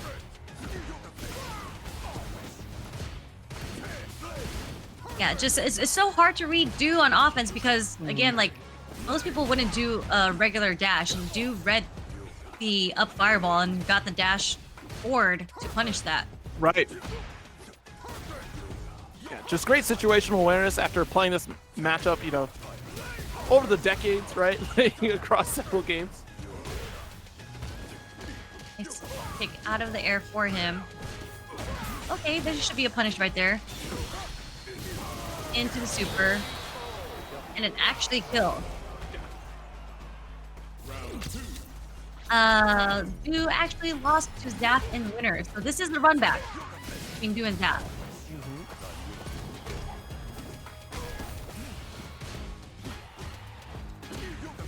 Okay, nice catch. Oh, the deep cross up with the jump light kick. He walked just a little bit more forward to get that cross up. Zap is sitting on a nice lead right now. Yeah, there we certainly go. recognized it there. Just kind of backed off, like allowing the float here to try to get NuckleDu to come to you, get the finish, and putting the game on the board. Nice, yeah. So Zap Here it is. looking up, showing some life. Okay, now he's gonna go to Cammy for the Dhalsim.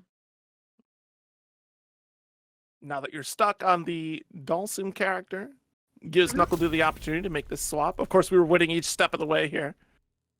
Yeah, we're not gonna have to see Zap's Jamie come out in this set. Oh wow. Round start. Okay. Okay. Pulls out the cannon strike if you ended up going for it. Yeah.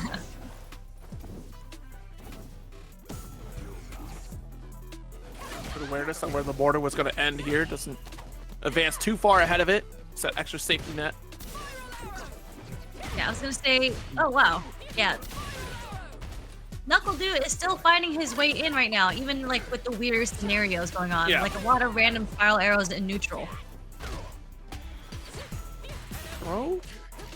Couple knocks at the door. Doesn't get the rush that we're looking for. Just jump back, jump forward. I could see it being a difficult time for Dhalsim to deal with a lot of the jumping that Du is doing right now. Yeah, because how can you preemptively lock this down? You know, trying to get the anti-air out on Cammy. Wow. A little bit tricky. And every single time we go for the single hit, take a step back out of Dhalsim's range, and we already got another jump in. Gosh, yeah. You see right now, Yeah. Du is definitely rushing down Zap as much as he possibly can. Just dive kick, and then regular jump in. Dhalsim in the corner. Oof. All right, good punish on the spiral Quite a bit arrow. of damage. Yeah. Make that level 2 setup with the perfect parry. Okay, just one more mix up into level 3, so hopefully Zach can block on defensive appropriately.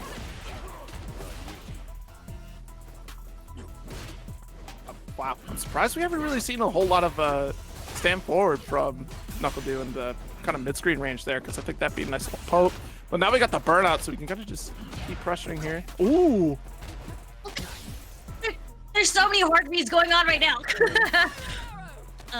Du is very close to shipping him out. Yeah. There was nothing that Zaffarino could have done.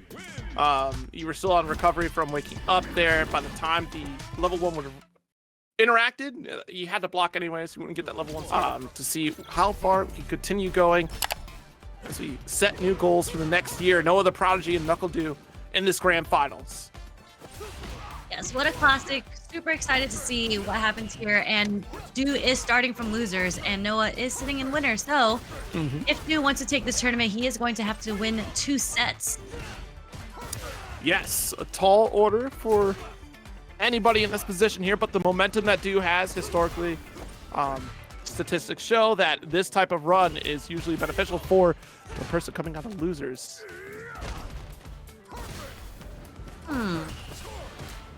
Interesting statistic. Yeah, it was like a weird percentage. I forgot. I think it was like a 1-frame link percentage where they were like, yeah, so if you come out of the losers run, like you have better odds to win. I'm like, all right, I guess. I'm wondering if it's because maybe the mentality of the winners going in is that they have a little bit of room They got the momentum, to not yeah. play perfectly, whereas the person coming from losers has to play perfectly. Yeah, but right now, Du, you know, that prediction is coming true. Du is playing really on point right now. He's about to get a double perfect. My goodness. Double perfect start things off is a tremendous way to kick it off. Yeah, very, very strong first game from Du. Kind of trying to set the mood right now for how Grand Finals is going to go. The full respect at round start. We walk up, crouch block immediately. Nice jabs. Yeah, it's not really a true meaty with the drive rush overhead, but it does catch, obviously, people crouching all the time when they just want to block. Crouch forward again here. Du with the air throw. Air throw into the corner. What a great read. Oh, no. From Du. Okay, excellent level 1. The reactions are there. Blade up. You can definitely get the anti-air with the stand medium kick. Yeah. Crouch forward one more time here. I feel like the way that Noah plays is like he's so used to being on the offense, and Du has been on the offense pretty hard right now and getting all the correct reads.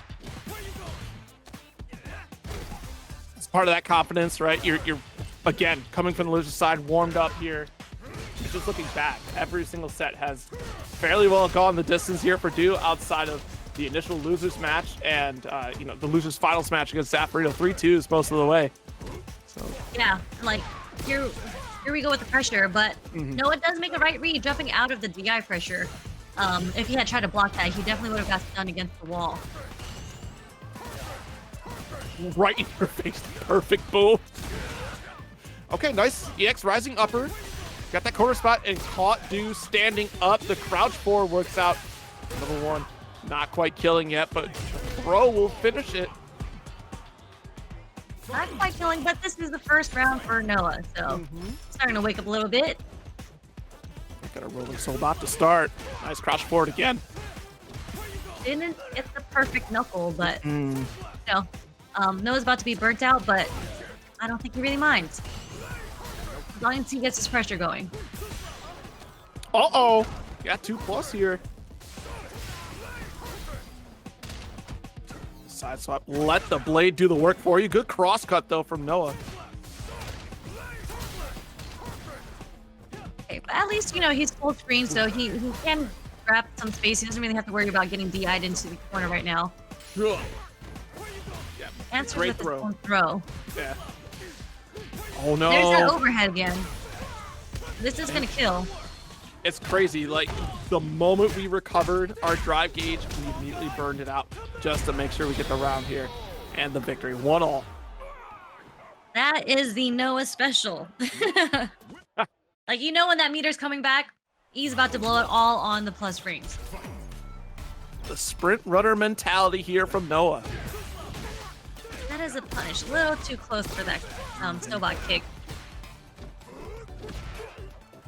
Double trade and crouch forward. He was trying to find his way out of the corner right now, and that was a good drive reversal that did hit. But he is still very close to the corner. Missed the parry. Oh, jeez. It's jumped in on. Yep. Pressing buttons. There's that jab. To the finisher. EX knuckle.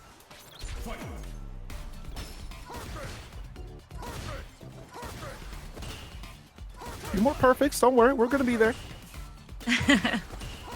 Yeah, Noah's just kind of slowly inching his way in right now, just parrying the sonic booms, walking forward, parrying, walking forward, and now Du is almost in the corner for this. Yeah, it's once we get in about this mid-range that we can really start to threaten a lot of the Guile offense that Du is putting out there, and Noah's certainly getting explosive with it. At that full screen, we're much more careful and already burned out. That's all right because you own the corner position right now. And he gets a jump in, and then it's going to go into level 3. So dangerous. It's so scary to play as a projectile character against because that jump here is so good. Yeah. And just And- like that, literally Yeah. 2-1. You took the words right out of my mouth. I was going to say just like that. We went from a double perfect for the first one with 2, and now Noah is on game or set point. Set match? Set match. Not point. Not there yet. One more game to take it all here. And already starting with that light kick to interrupt the startup here against NuckleDu. Has the corner, full screen. And again, we're very cautious on the approach using that perfect parry. Flash Knuckle is already preemptive there. Not going to work out. Oh, no. There's that overhead. It's been pretty consistently hitting so far. I think it works really well against Guile, too, because obviously he's a charge character, so Right. he's probably going to wake up crouching already. Yeah. Gonna get that charge. That's the thing. NuckleDu only blocked it in that first game. The game that we got the perfects. Right, try to sneak in the throw. Noah's certainly ready for it. I think he was trying to buffer. You can see him buffering something, but Yeah, there it is. Oh! unfortunately is the nerf to Luke. Yes. More startup in the beginning, less of a hurt box, so you will usually get hit by the fireball before it comes out. Before his super comes out. Mm-hmm. Yeah, yeah, definitely a good nerf. I appreciate that one. You guys can have that. You guys can have that. Oh, thank you. Appreciate it. You're so kind. Just don't nerf the jump pierce, please. We need that against Okay, characters like this. wait. We need that. There's that perfect spacing that Du has been working with. Just having to deal with the sonic boom. I see Noah is trying to buffer, and that's not gonna work. Oh wow! That one will Okay, work, I lied. Set the And mini boom. oh my god, he got the meter just in time Yeah. to not get chipped out. Okay, but that's death. Takes it with the air throw. Nice finish here.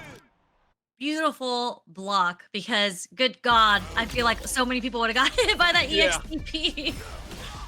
And he read it so hard because he did punish with the air throw. Du recognizes who they're playing against. Like, we've seen the Ume Shoryu come up before from NoahTheProdigy, so of course, go ahead and try to block that interaction.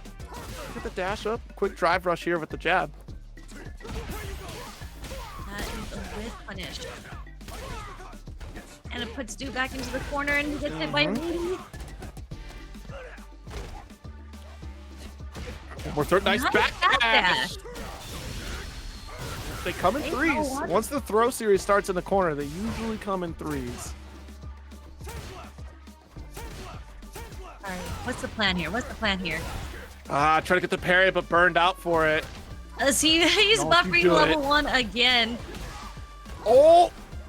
Not able to get the finish. Oh, he tried. He actually got DP instead.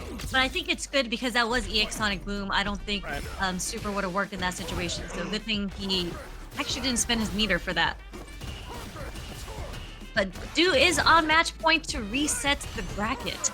Yep. Kept it locked in with the Sonic Blades. So Noah going for the wake up parry. So tries to get out with the rush. Nice challenge. Nice jump back just to get out of whatever the guess is after that. Off the wall. Things are looking pretty good for Du right now. He does have quite the life lead. I'm gonna install that level 2. Oh, gotta be careful whiffing. No follow-up quite yet. Crouch forward at the very least. Oh my goodness. Target combo for corner position. Oh, Oh, that's a CA. he's going to have to optimize for this to kill. Yeah. Okay, well, not that optimal, but he had to spend every single thing he had because it was a CA will kill. Very fortunate situation here for NoahTheProdigy to barely make it out alive against NuckleDu. Yeah, he actually played that pretty well. Waited quite patiently for that to happen. But this is match point then for Noah. He wants to take the tournament today. Yeah, I mean, another backdash here from NuckleDu. Nice cross cut. And look, there's the again, overhead again, but it actually hit Du standing, so I think he was trying to jump out of the Yeah. situation. NuckleDu certainly trying to whittle away at this drive gauge, but Noah's really working at rebuilding up these parries. The crouch forward works out. Jump fears. Du trying to go for an air throw. Stand The medium anti-air. kick works. Yeah. It's a little scary right now because it is Noah. That might be That's it. it. That is it. No Knuckles, just straight into the level 1 to close out the tournament. Oh man, I mean, it was looking very dire there for NoahTheProdigy. That first game, double perfect from Du, and yet Noah still able to answer back, to making it 2-1, and then it got tied up back-to-back final game, final round scenario here. But look at that, NoahTheProdigy still sitting strong. Your champion tonight here on Tampa Never Sleeps, and a great showcasing to all that participated. Second place going to NuckleDu.